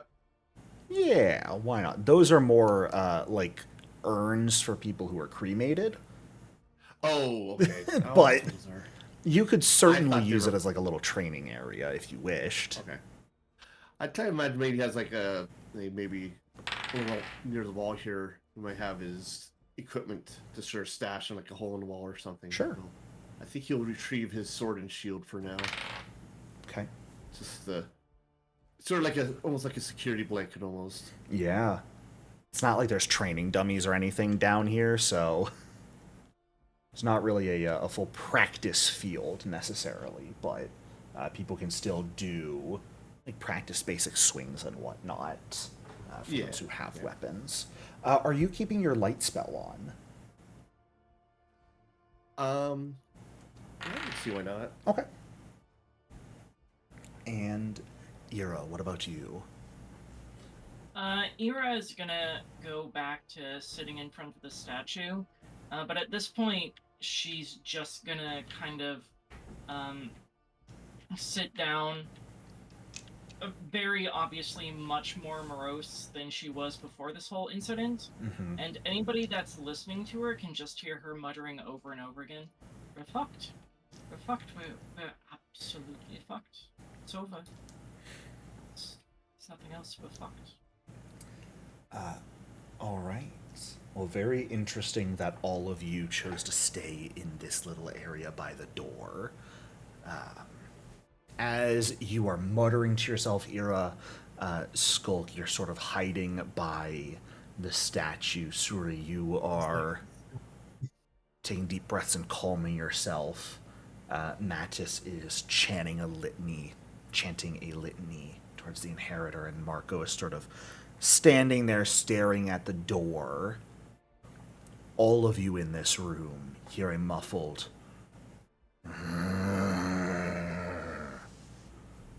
and a We couldn't hear what that I second didn't hear sound was. anything. Oh. No. That's a shame. You hear a muffled moaning sound and 3 slow slams into the door.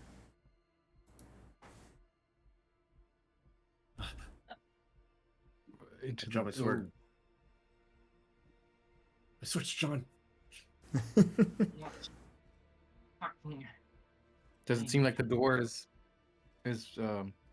still resisting that, or is it getting to the point Oh. where we're worried about it? The breaking door down? barely budges Okay.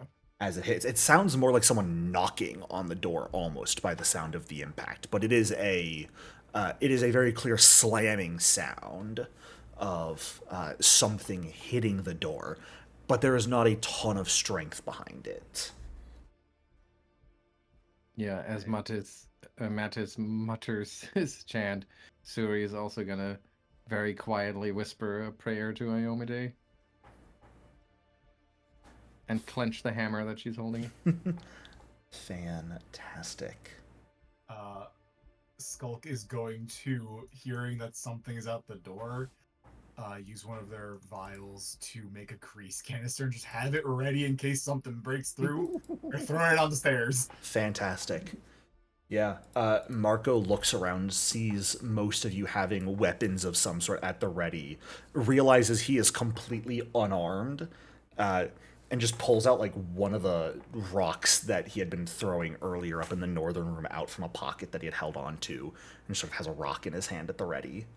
But looks at you all, very clear panic in his eyes, but like you can see his hand shaking, but definitely not freaking out, but he is extraordinarily on edge and nervous. Suri is gonna move over there and kind of push him into the second row or even further back. Yeah, I mean, he'll I'll also sort of like, without actually saying anything, I'll mouth out, get back, get back. he'll look at you and just nod and swallow, and step back and sort of like hesitate but raise the rock as if he's gonna throw it like over your heads towards the door, at whatever may come through. Skulk is just trying to hide behind this statue. But like still peeking out that they could throw it in case they need to. Yeah.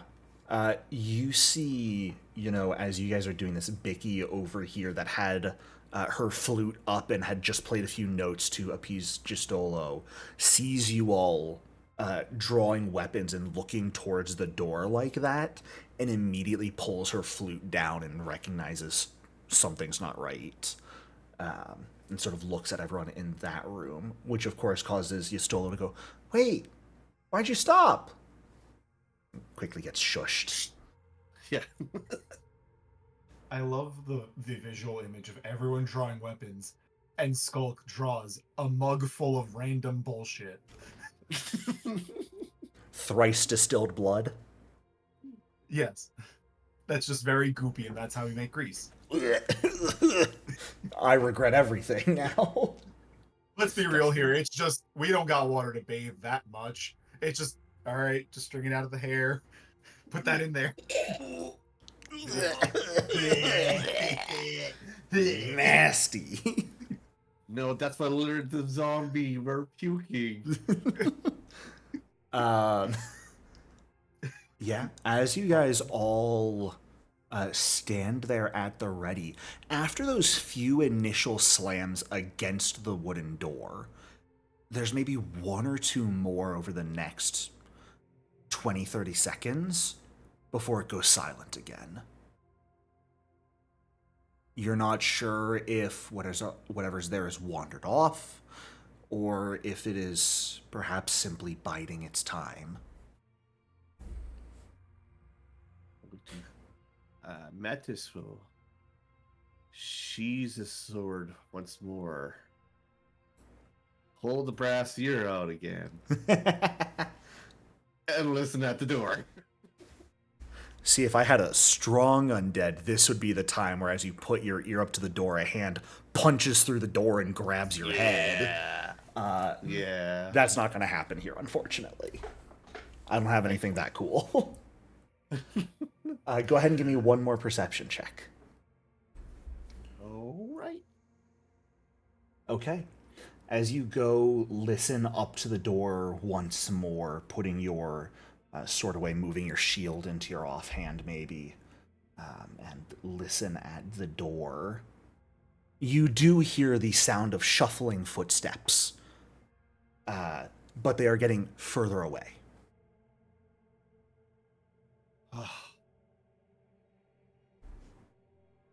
Come back down, and very, very, very quietly say, "It's moving away." Well, it's friends. We're down here.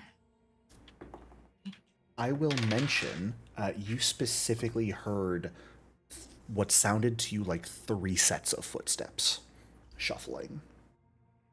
Okay. Yeah, I'm like, it sounded like 3. And they're shuffling. Zombies, maybe.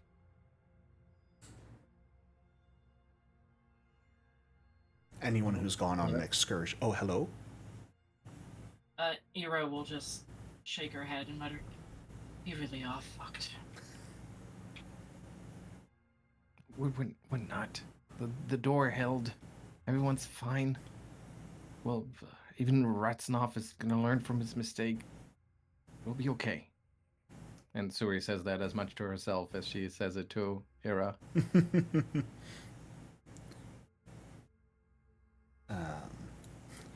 As you say that, actually, Retsnov sort of comes trotting out of the room up towards you guys and sort of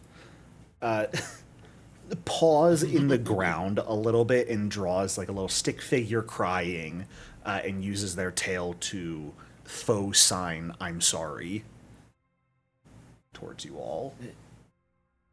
It's okay. It's mistakes happen. We are probably okay now. Nods, trots off to go apologize to the next group of people. Are we okay? They know we're down here. I was gonna ask, is this something that has happened a couple of times over those 6 years or is this a very new thing? How careful do you think you guys would consistently be over these 6 years? Do you think there might have been a time or two like this where you guys accidentally or purposefully opened a door and had a light going or got a bit too loud? I'll leave that decision up to you guys. How careful have you been this long time you're down here? That is a good point. I think mistakes might have happened from time to time. Okay. Yeah, I feel like there were these moments when a couple of people in this group came together and maybe even at some point forgot what situation they're in and then quickly were reminded of their predicament because every mistake gets punished. Yeah. And that kind of thing. There was a baby that was crying. Right. That's right. Yeah, every now and then, someone has a nightmare, wakes up screaming, just sort of involuntarily. This has happened occasionally.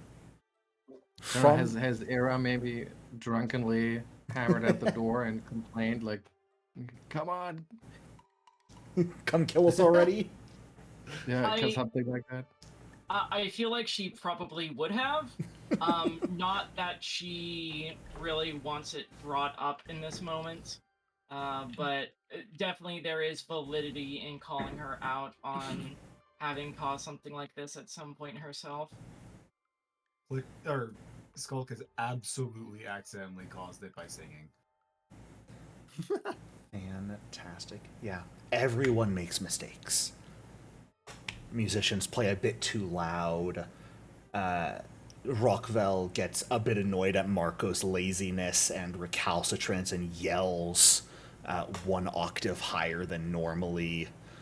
Gurag tries to practice with a weapon and, swinging in a mostly empty room, hits a wall and makes a loud clanging sound. Everyone makes mistakes.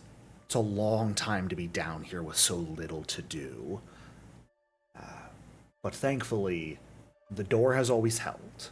The necrotic energy suffusing this place has hidden your life forces from the undead, so they're never super eager to get down here and get to you.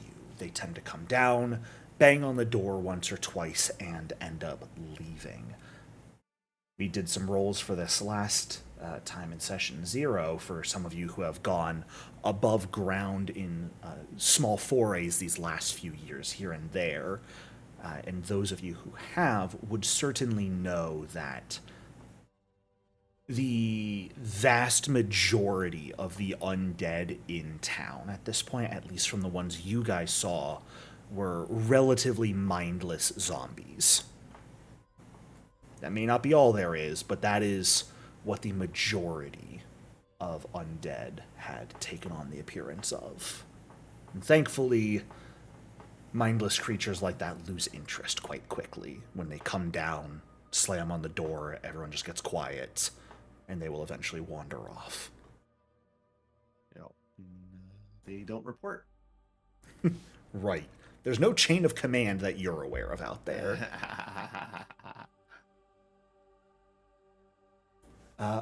Wonderful. Well, as that little incident comes to a close, is there anything else people would like to do before the funeral tonight? You've got another 4 hours or so. I think Suri would want to... Oh, sorry, go ahead. I was just going to say now that he feels confident that whatever was at the door has moved on and it's probably safe now, he would probably go and report to Constantine. Absolutely. You make your way over to Constant, who has finished the rites and prayers and just sort of pulled up one of the very few chairs down here and is sitting with his hand on the table next to Dame Talia's body, sort of head bowed, eyes shut. I was just going to say, he would see my sword and shield, like, what happened? Yeah. But if he's doing that, he probably hasn't acknowledged it yet. No, once he opens his eyes, like hearing your footsteps coming in, he will open his eyes and raise his head. And a smile does start to spread on his face, but he sees the equipment in your hands. I did not think that, I did not hear anything too dangerous. Was I incorrect? The door was briefly opened, but we quickly got it shut again and secured it. I think some zombies might have checked out the door, but they have since moved on, it sounds. I listened at the door. Well, it's been 8 months or so since the last time something like this happened. So, stands to reason it was about time for something like this to happen again. I'm glad none of you got hurt.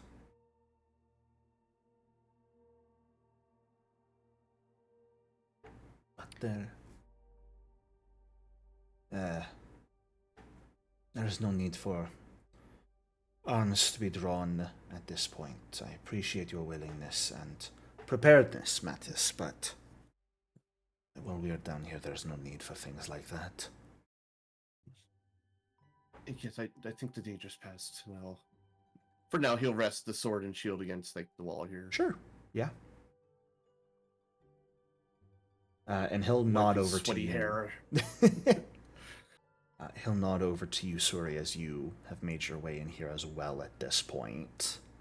And Suri looks at the dame and looks at Constant and the others and says, would it be okay if I had some time with her alone to say goodbye? Yeah. Rockville and Gurag were sort of doing their own goodbyes before the two of you made their way in. or your way in, so they will make their way out at this point. And Constant will look at you, nod, and sort of hands on his knees, push himself standing up, and just rest a hand on your shoulder for a moment before he steps out. And come, Mattis, let us go make sure everything is prepared for this evening. Certainly not. I'll go stow my equipment again. And you are left alone in here for a moment, Suri, with Dame Talia's body. Mm-hmm. Yeah, so Suri will say her goodbyes, and when she comes out, you'll see the grime on her face is smeared from the tears that were running down her cheeks, and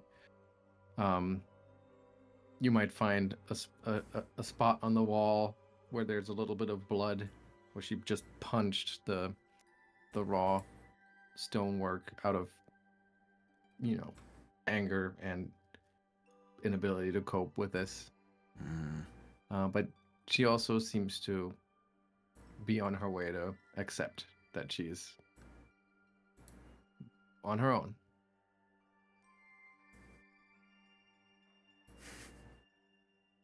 Yeah.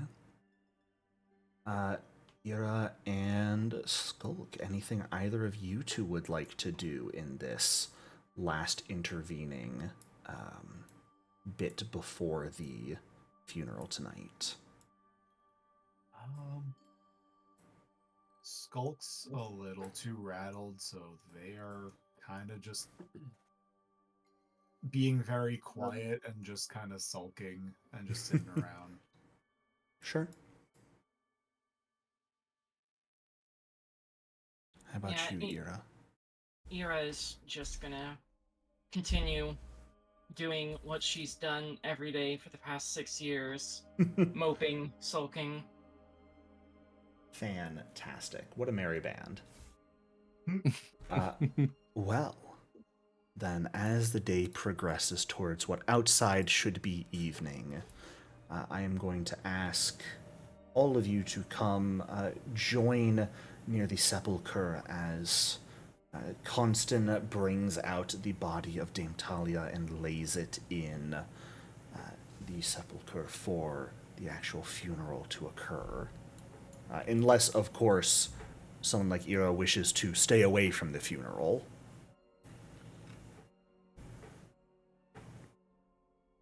But anyone who would like to be here and be part of it is welcome to come forth and place themselves where they think generally they would be within the group of people. Here? Yes.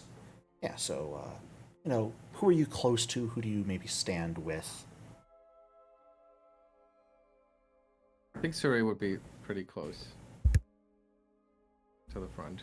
All right. Not right next to her, but yeah. Fantastic. And I will say that the Everlight crystal that was in Talia's room is brought out and placed over by Ira, so everyone has some light here. As everyone sort of gathers, people hug one another and comfort each other, even though some of you may not be the best of friends or even on the best of terms with one another. You've all survived down here for so long, it is hard, perhaps, not to consider one another as close. And unfortunately, you've lost someone that was close to nearly everyone. And as everyone takes their time and mourns the passing of Dame Talia, Constant ends up giving everyone the moment of silence to grieve before stepping forward, pulling out his tome of the Acts of Iomedae, and beginning to give a small sermon. Friends, fellow survivors, dare I even say family to most of you, we are gathered here tonight to celebrate the life and legacy of Dame Talia Gildar, Knight of Ozem, crusader of Last Wall. Under her guidance, this, forgive my usage of the word, I know some of you do not like it, congregation has survived many long nights since the undead first arrived on our shores. Perhaps neither comfortably nor peacefully, but we endure because of the strength and wisdom of Dame Talia. Now the time has come for the Lady of Graves to beckon Talia into the great beyond. She will join Iomede's glorious host against the forces of evil. I know I speak for all of us when I attest to the late Dame's character. Talia was an honorable crusader, a wise knight, a caring friend, comforting confidant. To some, she was as a mother.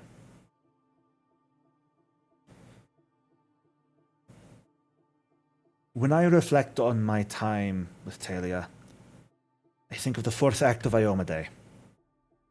How Dame Talia's bravery mirrored that of the inheritor in so many ways.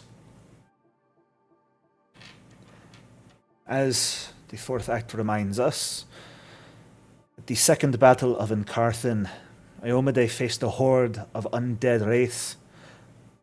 It was the dead of night. She and her company were staring down the icy grasp of death. But rather than despair, Iomade lifted her blade towards the sunless sky and evoked Lord Herodin's herald, Erasni. "The night is cold and dark," Iomade proclaimed. "But heaven's sun burns brighter than the bleakest night." As she declared, so the nights endured. And when reinforcements arrived at the break of dawn, not a soul had perished.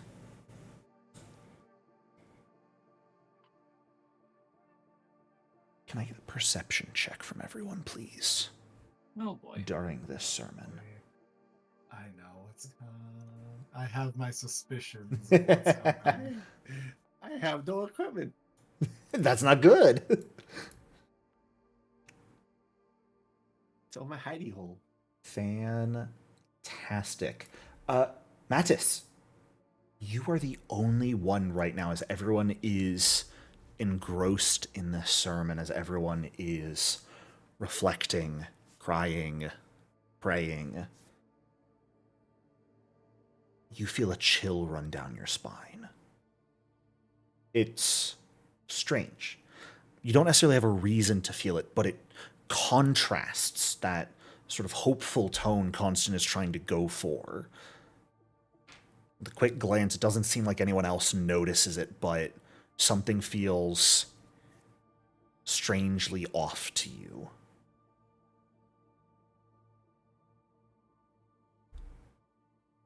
We find ourselves much like those nights, tired, fearful, after awaiting rescue these 6 long years. But like the inheritor, Dame Talia was always there to inspire us. She may be gone, but her words will never be forgotten. In this way, Talia will never truly leave us. Not so long as we draw a breath. At this point, Yastolo pipes up and sort of tugs on Herdaw's sleeve. It points over at the casket behind Constant. "Look, Mama! Talia's waking up!" Oh no. As at this moment, the corpse of Dame Talia Gildar staggers to its feet, Contrary to the moments ago where it was in pristine condition, it is now bloated, pus leaking from multiple boils across its form. Before any of you can act, it lunges forward, clamps its jaws around Constance's throat, and tears it out. Oh, I was about to say get back. As My face is covered in blood. Constant Russi falls dead as a doornail on the floor, and the undead Dame Talia staggers to her feet. I need everyone to roll initiative here. Oh, boy. Ah! Yikes. oh boy. As panic Oh, that's a great immediately roll. sets in. I'm going the fastest out of everyone. The fastest away, right? Oh, absolutely. It looks like you tripped. Yeah. Skull is absolutely hammered still. Oh, what stage of alcohol might you say you're at on a scale of 1 to 7? Oh my Typically God. 1. Okay. They tend to keep themselves at 1. Okay. They're good about their alcohol, but that is also why they are not paying attention to literally anything. I mean, when you say you're hammered. Yeah. Fantastic. Well, as this all breaks out, let's go ahead and change up the music ever so slightly. Ira, as you're sort of in the back keeping to yourself during all of this, you see the movement at the front. You hear the sound of flesh tearing. You see the spray of red fill the air for a moment, and you hear people scream and footsteps begin to push around. And this is not a quiet scream. This is a full-blooded, we don't care about volume, I'm fucking no. terrified, loud as humanly possible scream. You are, however, the first one to actively be able to respond to this situation. What would you Okay. like to do? I will start with an exploit vulnerability. Fantastic. You should have a fun little macro for that if you grabbed it. I believe that I can just hit use exploit vulnerability there. Yeah. I do have diverse. You have lore. good old diverse lore. Fantastic. And this Okay. does succeed on it. Okay. As you take a look at this creature, looking at Dame Talia, the transformation of a corpse to undeath, especially with how pristine her body looked being brought out here, you know immediately should not happen. Something strange is at play right now with that case. But you recognize Dame Talia has risen as specifically a plague zombie, which is they're still a zombie. They're relatively normal, if not a bit sturdier than other zombies. But they do carry a infecting rot that they are able to inflict simply through their touch. Okay. Ira. And what is your with- question with your recall knowledge? Sure. Well, I already know weakness 10 to vitality. You do from my indeed. exploit vulnerability. I suppose special abilities. Special abilities. Are you looking for actives or passives? Actives. Actives. Thankfully, as far as you are aware, a plague zombie does not have anything necessarily special other than the ability to grab someone. After they have bludgeoned you with their fists and body, they will attempt to hold on to creatures such that they can begin to bite into you, which is a much more dangerous attack than their regular pummeling blows. Okay, cool. Then in that case, sadly, exploit vulnerability does not work unless I'm making a strike. That is true indeed. can't really fling a magic.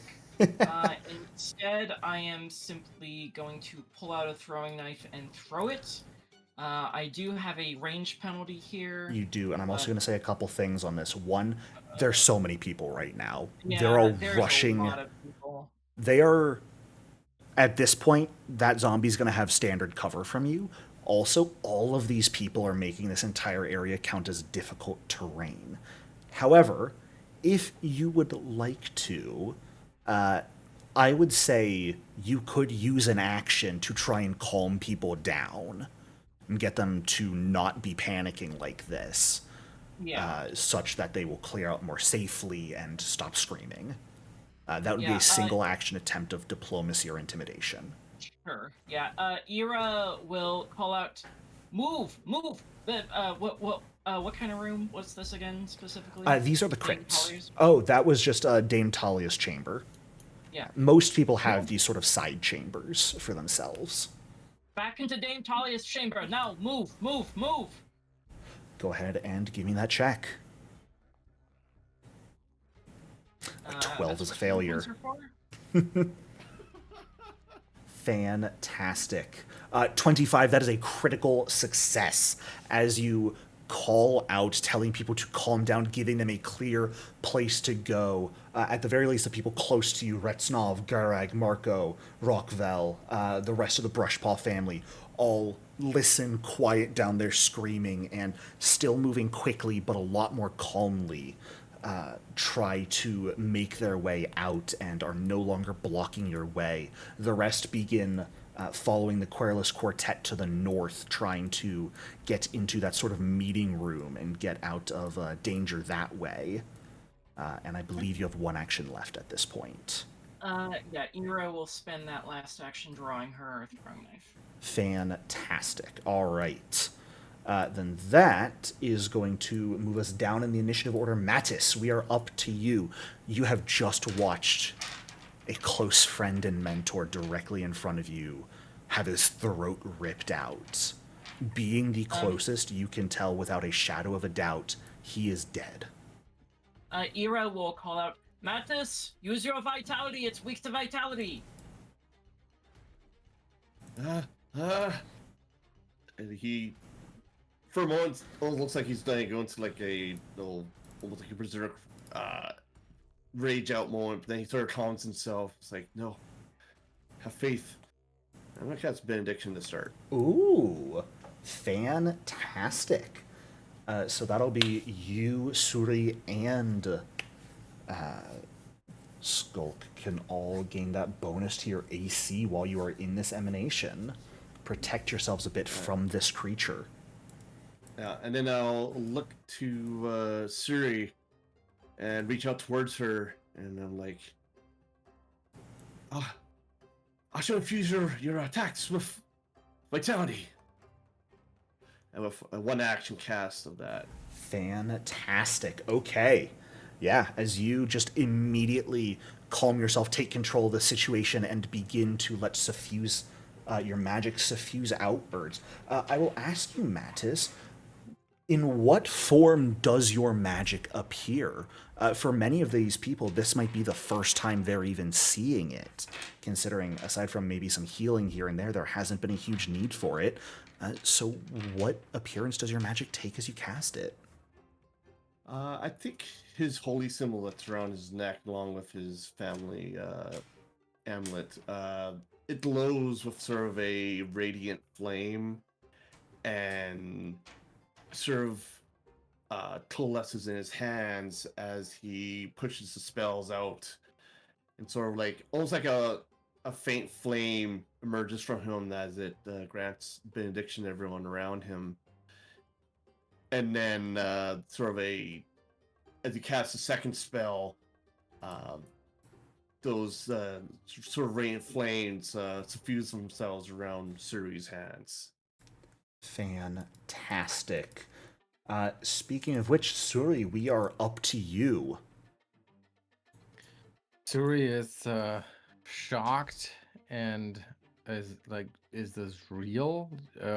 She hears blood rushing in her ears. Yeah. People clearing out and screaming. It's all kind of muffled and seems so far away. And I think it helps that the zombie looks so horribly different from Yeah.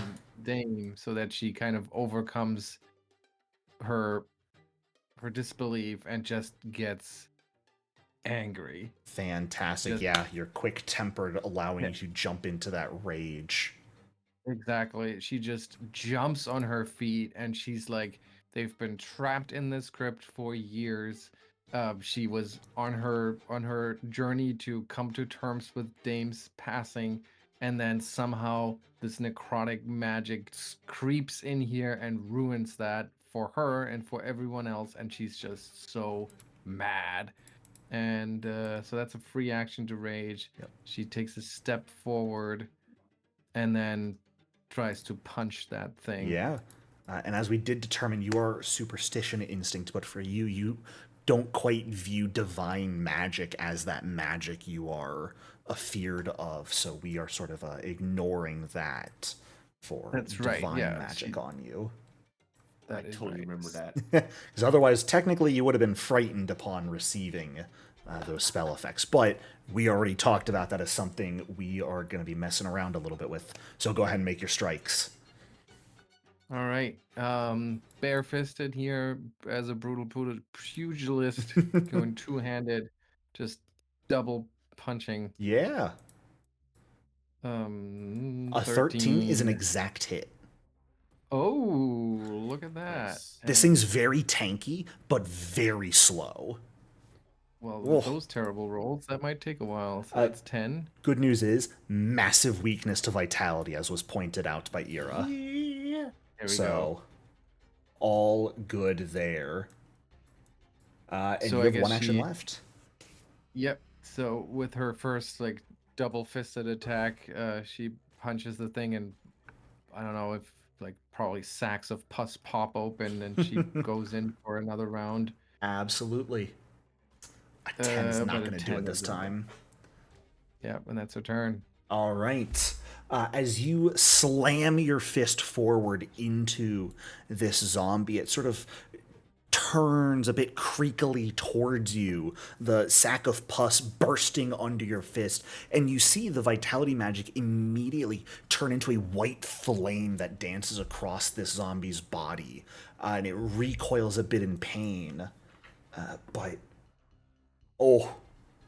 it does sort of, its jaw still works just enough that you hear it sort of hoarsely hiss out, "Sorry." And it's going to reach out with a punch towards you, effectively, sort of. You almost can't tell. Are they reaching out with a helping hand or asking for help, or are they going truly violently? But they are going to strike towards you here. And I believe a 25 is going to hit. Yes. All right. A very good roll. That is going to be why do I have damage hidden? God, I always forget to turn that off. 11 points of bludgeoning damage to you. Yeah, and I think that's because for a moment there, when she hears her hiss her name, Suri, even though enraged, she just drops her defense and is like, "What? Is there still something of Dame in there?" Right. And she just takes that punch No. to the face. Don't fall for it. As I find my tool belt button to turn off damage being hidden. Why is that enabled by default? Who thought that was a good idea? Bad person. That person's probably me.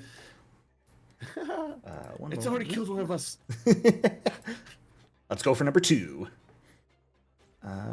Okay, that's all set properly. And what is the last thing I'm missing? Reminders. Perfect. All right, that should be set up. I apologize for that slight mistake. I am going to need a fortitude save from you, Suri, as a sort of pustule on their open palm as they reach out and grab around your arm and squeeze. It bursts. But you are just fine. They are, however, going to use their second action to attempt to grapple you. I eat pus for breakfast. Oh, no, Ew. that didn't Why sound would you do that? That's disgusting. They are going to be holding on to you, though, sort of grabbing you, squeezing tightly around your arm. That does it entirely for their turn, though. Skulkstick, we're over to you. We love zombies They're being slowed. crying. They are crying. They are freaking the hell out. Fantastic. They are going to use Quick Bomber. All right. I'm curious. Mhm. Hmm. You should have a quick alchemy use button on your character sheet in your Yes. actions tab. I'm just trying to think if Skulkstick would have heard the vitality damage thing over her crying. And the fact that she is slightly drunk. Well, ooh, and you're a chirurgeon. You don't get to avoid dealing splash damage to your allies. Oh, Correct. That's why how trying fun. to figure out. Oh god. A little zesty. Alright. Evens she did here, odds she didn't. Alright. Firebomb it is! Skulkstick is crying. Skulkstick is panicking. So she is going to quick alchemy. Where is it? Alchemist fire. And she is going to use her frying pan to toss it as quickly as she can. Fantastic. Order up. Shit. That's We're a gonna big reroll ol' that. whiff. Fantastic. Turning it into a Oh, crit Jesus. with the hero point. Alrighty. All of this. Damn. All 7 damage. Let's go. And I will ask Suri, you take that 1 splash fire damage as the bomb explodes and the zombie hisses out in pain, but does not loosen its grip on you. Seeing that they hurt their friend as well, Chigurin gets the throw up healing potion, right? Yes, Or you am I- can quick alchemy in one of your versatile vials into a little healing item. And we Gotcha. did talk about it, and I decided you can use Quick Bomber to make and throw it at an ally as well. Appreciate it. So, How does the versatile vial do that? that's actually a great question. I'm not entirely sure. It's equal to the damage, so I think, yeah, if you draw the versatile vial, Okay. and Oh yeah, I see. yeah, you can see like in the description of it, it can heal someone 1d6 HP. Okay. So we're gonna throw this at Mappa. Right? At Suri? It works? is the throw to a creature. It's an interact action to just throw it to them so they can drink it on their own. However, if you are trying to throw it in such a way that it breaks and actually heals them, I think I am going to ask for an attack roll for that. I think that's how we're going to rule that. So you can just throw it to them for free with Quick Alchemy. But if Okay, you want to yeah. throw I'm it in gonna such a way that just- it'll heal them immediately, I'm gonna just throw it so that they can catch it. sure. And then we will use my last action.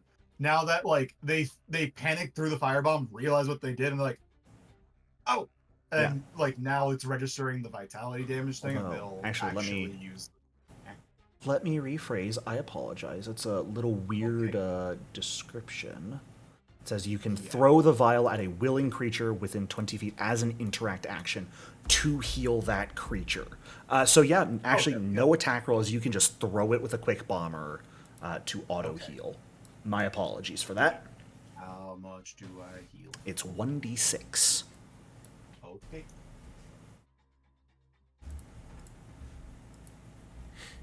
Woof. Hey. 6 full health back to Suri. And make sure you Alright. reduce the number of your versatile vials. Yes. Wrong button. Don't damage yourself, Suri. What are you doing? And then we'll use my last action to just try and quick alchemy with one of my vitality bombs. Sounds good. And since there was no attack roll to throw the healing Yes, at that's Suri, fine. that is just going to be map Regular map. 5. Yeah. Hey. Look at you go. That's a hit. Fantastic. 7 more damage. Triggered weakness. They become enfeebled. In Suri, you don't even have to worry about that splash damage because it's full vitality. Unless you're also an undead and we don't know about that yet. Oh my god. This is quite literally Skulk going That's random why- bullshit go. That's why she checked damage. Fantastic. Absolutely phenomenal. You saw nothing there. I don't know why you're laughing at this. I don't know, man. I click wrong Things buttons, gone okay? crazy. She's gone crazy Little over here. Goblin just sobbing and throwing Yeah. mugs at people. As we end round 1 and pivot back over to Ira, we're at a point the corpse of Dame Talia is entirely unrecognizable. Not only is she mangled and covered in those boils and pustules that are leaking out everywhere, but the amount of blazing divine fire that has begun consuming this creature has reduced it nearly to just a skeleton at this point. And regular fire. And regular fire, you're right. Ira, we are up to you as many of the people Yes. begin making their way fully out of the way at this point. Still freaking out, but... Ira is going to see that the zombified lady is almost down, and she's going to call out, Mattis, sorry, I leave it to you. And she's going to... Okay, listen. She's going to go and check the entrance down into the Yeah. crypts. Go ahead and give me a perception check if you'd like to.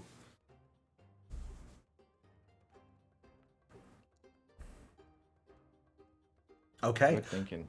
As you make your way up towards the entrance and take a quick glance, you don't quite have enough to get there and listen at the door or anything, but just looking real quick, the door appears fine. Doesn't appear to be any damage right now. You also don't hear any banging against it at a quick listen.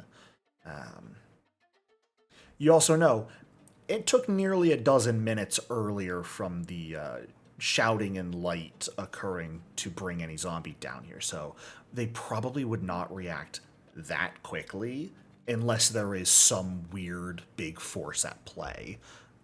On a quick listen, though, you're fairly certain there isn't. Are there any actual, like, other bodies down here in the crypt? Yeah, absolutely. There are a large number of corpses that have been Okay. fully, like, in sepulchers that were there before you guys all came down here. Okay. Cool. Can Ira have kind of stopped, like, maybe Yeah. here-ish, so that she checks the door, sees that's fine, and then she's gonna turn around and look to check the sepulchers. Sure, go for it. Give me another perception check. Most of them are closed. Yes. You guys are not awful enough to have a habit of pushing open casket lids once you know a corpse is in them. Just kind of looking, checking. You don't see or hear anything else moving right now. Okay. The rest of them appear to be... Fingers crossed. Knock on some wood. Remaining dead. One stride, 2 seeks. Yep. Mattis, we are up to you. All right. I'll hold it. I'll grasp my holy symbol and channel that radiant flame around it. And as I glare at the nearly destroyed corpse of Talia, I will mutter as I cast my spell that I'm the first of the battle and the last to leave it. As I cast Vitality Lash. All right. And that is a failure on their part, so they will take full damage. And Mattis, How would you like to kill Dame Talia? The that radiant holy flame engulfs the remains of the corpse and sort of intermingles with the existing flames, and it just the vitality magic and all that burns extremely bright and burns the skeleton into ash. Okay. Suri, as you're standing there, you feel her hand clenching your arm, trying to hold you there. In your mind, it's a moment. Is it that inherent violence of the undead, or is it a plead for help? You're not certain. But before you even can come to that decision, white flame races up what little remains of the flesh, peeling it away in its divine presence before only bones are wrapped around your arm. And those two are burned away into nothing. As In my mind, it's like because she was grabbed, right? So they were going, she was trying to push her away. She was grappling with her essentially, and then as she gets burnt by that divine fire, I see how like the hand of the plague zombie slides into her hand for a moment, and like for a split second there, she feels this almost gentle squeeze before the body just disintegrates. Love it. And at this point, I think Matt's, with his last action, will fall to his knees to Constantine. It's like, no. Yeah, you... Covered in his blood. Yeah, you fall to your knees in front of him, covered in his blood that's sprayed all over you.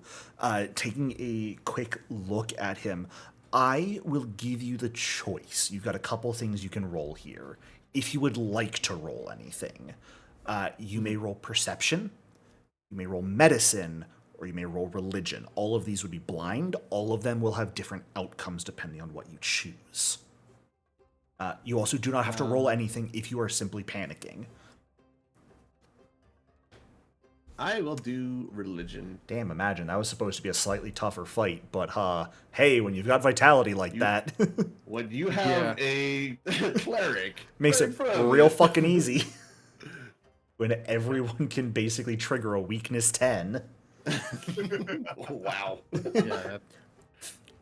Look, 30 Infused or vitality 13 is AC, 50 HP for Yeah. a level 1 creature is huge.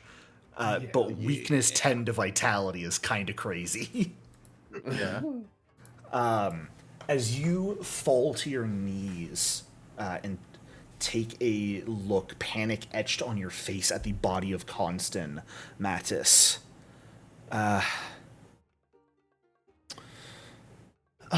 You're taking a look, the panic setting in, you're trying to keep, a baseline of sanity and what's normal, but everything has gone wrong so fast.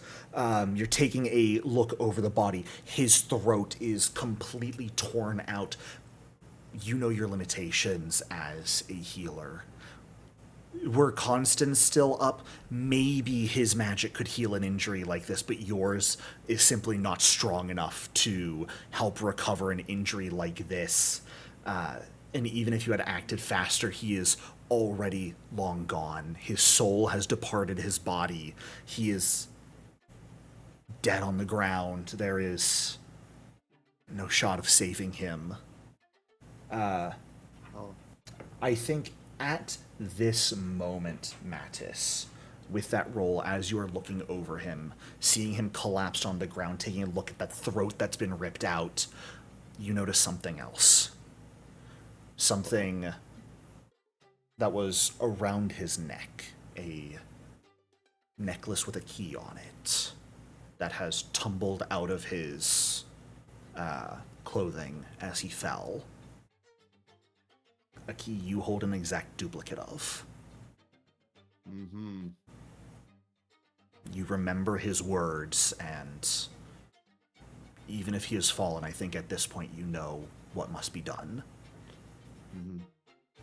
I think the last thing he does is does the old eye close thing. Yeah. He'll say, "You'll shine in her legion." Fantastic. Sorry.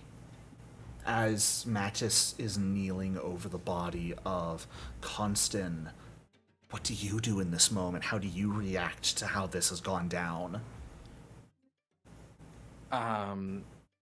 She's still raging. She's still angry. she's I think she's I mean she like the zombie is destroyed, but she looks over and I think she'll respond in anger to seeing sorry, what's his name? Constant on the ground, and she'll just let out this like almost feral roar that's also once again way too loud for for the crypt, Awesome. but she just can't keep it in. Yeah. Normally, those in your position, their rage tends to calm when they cannot detect any foes around them anymore. It is something they draw upon to give them strength to survive and defeat their enemies. But I think for you in this moment, it is completely in character if your rage does not yet fade after what has just happened. To be completely honest, just because you didn't end the encounter, I didn't end my rage. We're technically not quite an encounter anymore. I just haven't ended the initiative tracker. I can do that for you Okay, guys. just because I can't actually end my rage, it has to be the end of encounter, so that's kind of weird. But yeah, but even if it's not a mechanical rage, she'll still be this upset. Fantastic. I don't quite like the until the encounter ends wording. I like how it was, I think pre-remaster it was when you can no longer detect any enemies. That's how I tend to still leave it, because I think that's more fitting. So I will leave it up to you. If you want to remain in that mechanical rage, or if you want to let it fade slightly but still have that anger in you, I'll leave up to you. Yeah, I'll end the mechanical rage, but and I guess also because she's angry, but she is getting her senses back basically. So she'll drop down on her knee and she'll like maybe like haphazardly try to get what's left of his throat back into his neck. Yeah. Just kind of like almost stuff it in there and just shake his body and be like, "You can't do this! Sir, No, sir, he's gone. It's probably he can't be. No, He not is. both of them." Put yourself together. He's gone. And Suri breathes heavily, clearly He's freaking He's out. with Iomade. As is Talia.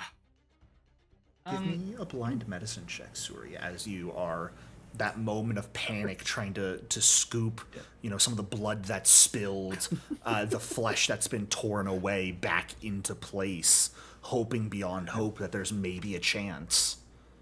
Blind medicine is the right term for that. Fantastic. Did you say blind medicine? Yeah. Yep. Yeah. Nice. Very fitting that absolutely nothing works in this case. It doesn't do anything. You're just in a panic trying to make this work, and no. Jericho. Yeah. In this moment, even though Skulk is absolutely panicking still, would I be able to make a medicine check to see, like, is it possible that him having his throat ripped out by this thing might make him turn as well? Certainly. Go ahead and give me that medicine check. This will be blind, effectively recalling knowledge. Yeah. As a because player, I'm a Shigurin, I can use crafting. You for can medicine just checks, pronounce it surgeon. right? Yeah. But that's less fun. Yeah. So you can use so because of- crafting for anything that requires a proficiency rank in medicine, and you can use your crafting modifier in place of your medicine for all medicine checks. Fantastic. Okay, so I'll recall knowledge, and I guess it'll give you my crafting? Yeah. It should give me all relevant skills, and crafting should be a decent part of that.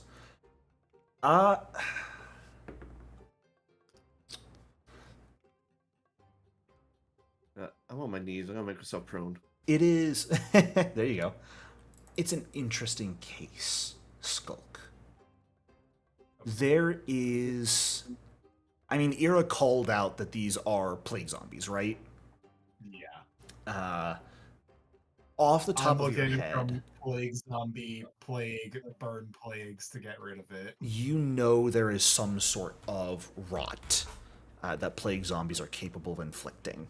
Ira let you know that it's a known fact. It's part of the reason why you know how to make anti-plagues is because of the potential of a creature like this. Hmm. What Dame Talia had on her body, it's gone now, but it very clearly was zombie rot.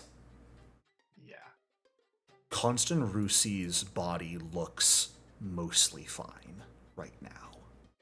But as Suri is scooping up his torn out throat and trying to put it back in place, you notice, as you kneel down as well, boils forming inside of his body in the wound Oh, at an unnaturally rapid rate.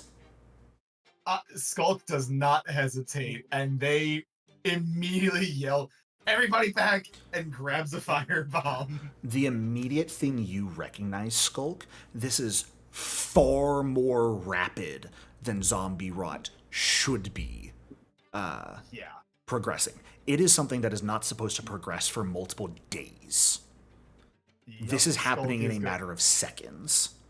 Skulk is gonna yell for everyone to back up, and is gonna back up themselves and throw a bomb at the body. I could scram away. Go. No. It's going to take a little while before it fully turns. You guys still have the benediction. You still have the infused vitality on Suri. You still have Ira's exploit vulnerability, which she chose mortal weakness. It acts on all creatures of the same type. And with Skulk Stick's bombs, you guys, should you like to, can absolutely attempt to fully destroy Constance's body before it can turn into a zombie. Ira definitely will be attempting that.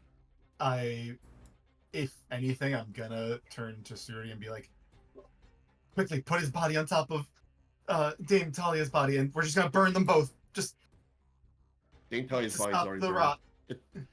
It's ashes already. Yeah, but just she's panicking. She's like, just to be safe. Yeah. I could cast Vitality Lash. Yeah. You guys, it's going to take long enough for it to turn.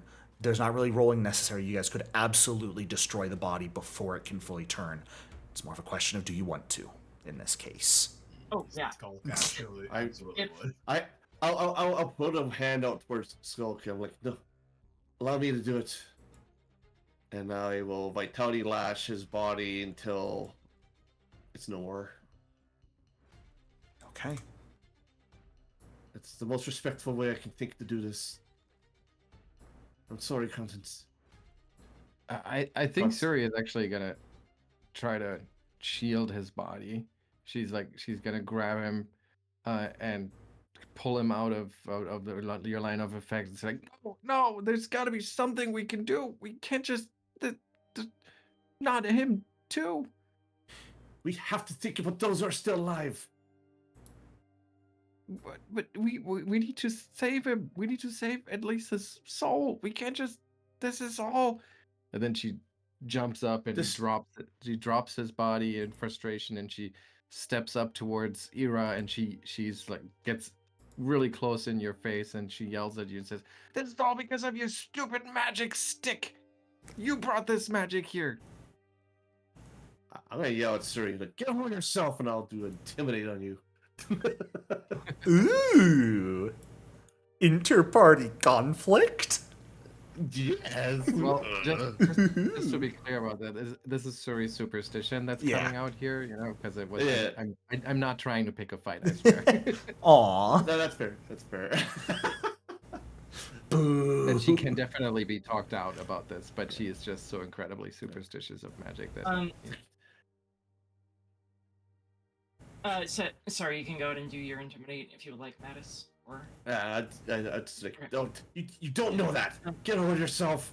We by destroying his body, his soul will be at rest. We have living we have to take care of now. Ira. Things are. Oh, go ahead. Sorry. I was just gonna say things are gonna change very rapidly. We have to have a clear head right now.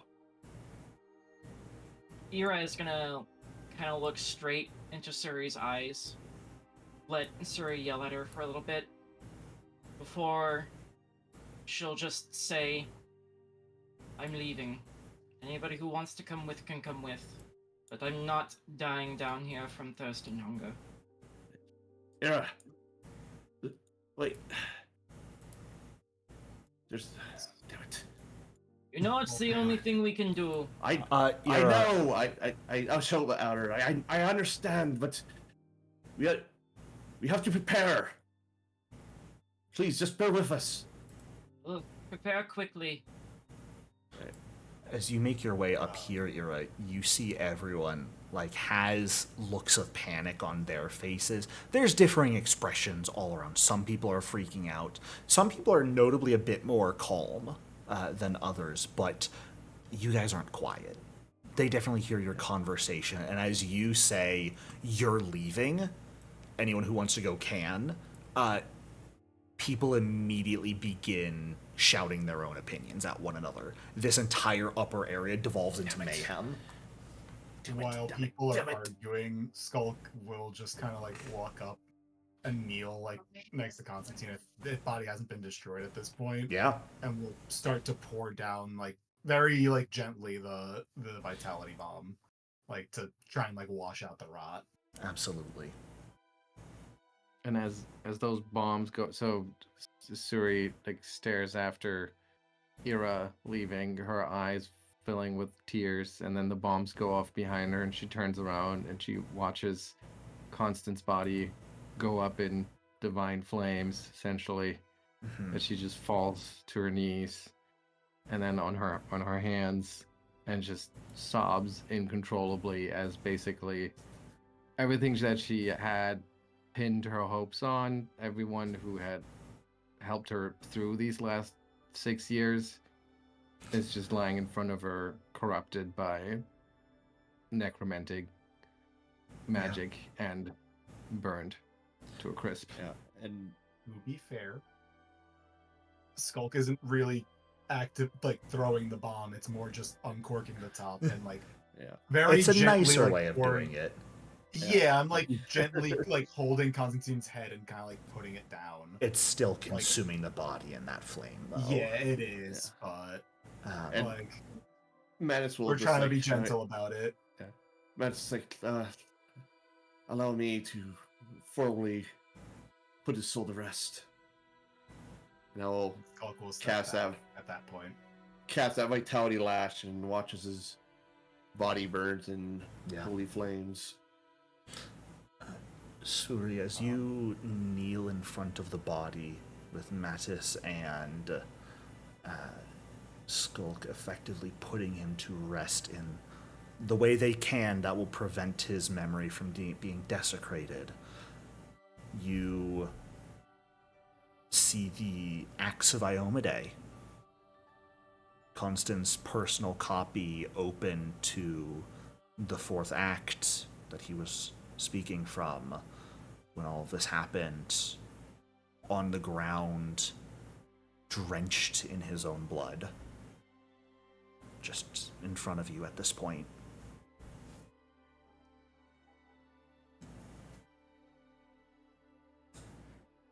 Yeah, she reaches for it, and she holds onto it, and she looks at the page that's open from that fourth act, probably something where it says something about standing your ground, even in the darkest hours. That's the one And that's what he cited. Your eyes gaze upon the exact phrase, somehow miraculously not bloodstained, where it reads, "The night is cold and dark, but heaven's sun burns brighter than the bleakest night." Something the inheritor herself proclaimed, so that she and her people could endure.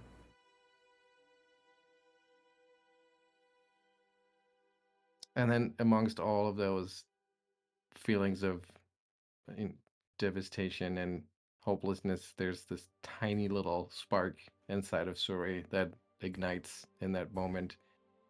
when Mattis puts his hand on her shoulder, and she tries to hold on to it. Skulk is gonna give Suri a very big hug for a tiny little goblin. Yeah. Yeah, and she leans on you as she gets up, probably almost pushing you to the ground. But Yeah. yeah, As Again, she we're wipes- bouncy. she wipes her tears off her face and she says, "Okay, they're gone. I get it, but there's still a lot of us left, and we can't just abandon all of them." Correct. And we just lost our only source of food. as the body burns into nothingness, to a point not even ash remains, Suri and Skulkstick and Mattis see 2 items of Constans left behind on the ground. Suri, I went ahead and put his copy of the Axe of Iomade in your inventory, but his religious symbol, that holy symbol he wore made of silver, is lying there on the ground, stained with blood as well. And a key. A key that neither Suri nor Skulkstick have ever seen before, but a beautifully wrought piece of metal inlaid with red amethyst down the shaft. Something very nice looking, and I mean, not many of you are appraisers down here, but something quite important looking. Also something none of you ever knew Constant had. As they're looking at it, I'll pull my family pendant, and on the back of it is his key, and he'll detach it from it. It's like, I had hoped this day would come, but it seems today's the day. And I'll kneel down and pick up his holy symbol as well. Sure. And then I will turn, and as I start to walk away, I'm like, see if you can get the others to calm down, and I need to do something. All right. As you all pick yourself up from the death of Constant Rusi, the turning of Dame Talia Gildar, Mattis walks off with this key, obviously something in mind, and the sound of arguing from near the entrance begins to fill the chamber. Quietness having long been forgotten since Dame Talia turned. That is where we are going to end our session for tonight. Thank you all so much for playing. I hope you've enjoyed you. so far. That was very fun, yeah. That was awesome. Thank was you dope. very much, Mr. Jericho. Thank you all so much for playing. And I will see you all next week for the decisions to be made and where the group will go from here.